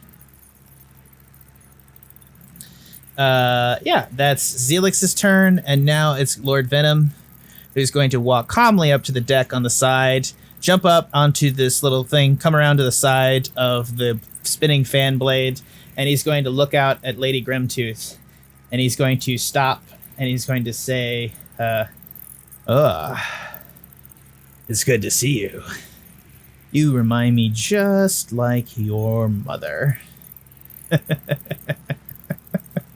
She got a part of me back in the day, and he lifts his leg, his peg leg, and he pokes it down, and Lady Grimtooth, she says, "You, who are you?" And I was like, just an old friend. And Lord Venom is going to reel back, make a gargling noise, and he is going to spit acid at Lady Grimtooth's wings. Hey, what's up?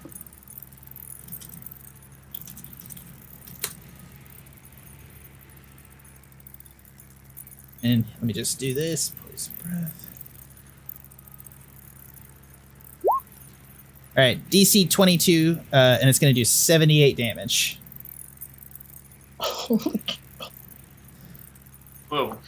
A 22 DC? Yeah. Holy shit. What is it, con? It's con, fuck. She's going to fail. And as you see, Lord Venom reels back, gargles like he's about to spit after doing his brushing his teeth, and he's going to spit a cloud of poisonous venom that's going to hit her left wing, eat through the membrane of the wing, and cripple the wing to the point that it becomes disattached from the body. And all of a sudden, she's just flapping massively with her left wing as she plummets, and she's like, and you just see Lord Venom on the wing just like laughing. Awesome. I guess now we know why they call him that. Below, as you guys go on, as the Bangarang takes off into the distance, Lady Grimtooth lands in the wreckage of the thing. You guys can't see this, but she sits there in the wreckage of the wreckage of the Indomitable, and there on the deck is the burnt, crushed corpse of her father, Lord Edipus Lott, and she, as a dragon, grasps the necklace pendant just in one of her scales, and it turns her form back into that of a young woman, now missing her right arm that's been burned off as a wing, and she crawls, exuding silver blood, onto the deck of the flaming ship that's now crashed into the snow of the Northern Orc Tribes mountain, and she wheels her way up to the corpse of Lott, and she begins to cry over him, and then slowly her tears end as they turn to gargling noises of rage as she bites down on her teeth so hard that her front teeth crack and her eyes go red as she turns around in just absolute revulsion and rage as she sees you and the Bangarang fly away. And she reaches over to Lord Edipus Lott's green dragon spear. She grasps the handle and put it across her knee. She snaps the spear in half. And from inside the spear, she draws a green key, which she stabs into her own chest and turns. And all at once, her jealousy at her inability to be with the person that she loves takes over. As she transforms back into a dragon, something's wrong. Where before it was just her, there are other voices now. From either side of her neck sprout two other heads. And she looks startled by these heads of these black dragons. And they turn and regard her, two heads on her own shoulders. And they snap down on her neck, biting big chunks out of her as they tear her apart. And she screams and knows deep inside that her jealousy will bring her vengeance. Okay, that's it. How you guys doing? Good? Feel really bad for Ed missing that. I will send him all this. That's beautiful. Yeah. All right. Thank you for listening to the Pen and Paper Pod. Sorry we lost Chuck Angus, our loudest player, for a little bit there, but I do love him very much. I really hope that he's going to be okay. We're going to figure out how he's doing and help him out. But for right now, let's go ahead, and if you like the Pen and Paper Pod, head on over to @PenandPaperPod. That's Twitter, Facebook, all the shenanigans. You can also go to Tuscan Shed Media Network and check out our other podcasts, including the Movie Gang Podcast, Animania, all the good stuff. Go and check those things out. We really appreciate the help and love and subscriptions. Like, it really just helps. We love having people on to check these things out. Check those out. Jack, I swear to God, if I killed Deb lived. Deb lived. I just want to let Megan know Deb fucking lived, okay? So, one last time for the Pen and Paper Pod, this has been Trevor Flynn. Bye. Tanner. Adios. I can say your last name too, but I don't, you always go by Tanner with me. I don't know, man. So, no need to be formal. Yeah, Tanner expects it. He's like Beyonce. He just says his name. Okay, sorry, I don't know. I really regret that. Anyways, also our fallen brother, Chuck, So sorry, Ed. We love you. Sorry you had to miss that little tail end of the thing. I'm going to send you a love letter with all this information in there this week, and you and I both can talk about how dumb Scree's plan was. And it worked out for you. I don't know why it worked out for you. Was it my plan or was it Ash's plan? I think it was our plan, but it doesn't know it wasn't just my plan. I think Ashe added the smart part of the plan where you guys set up a double cross. I'm just saying. Smart. You were the one that was just like going to have him fly it to the ground and let the dragon come back. And that was going to be a situation you were in control of. I mean, I was thinking out loud. Clearly it wasn't a situation that we were going to be in control of. Okay. From everyone here at the Pen and Paper Pod and by extension the Tuscan Shed Media Network, thank you for listening. Have a wonderful week.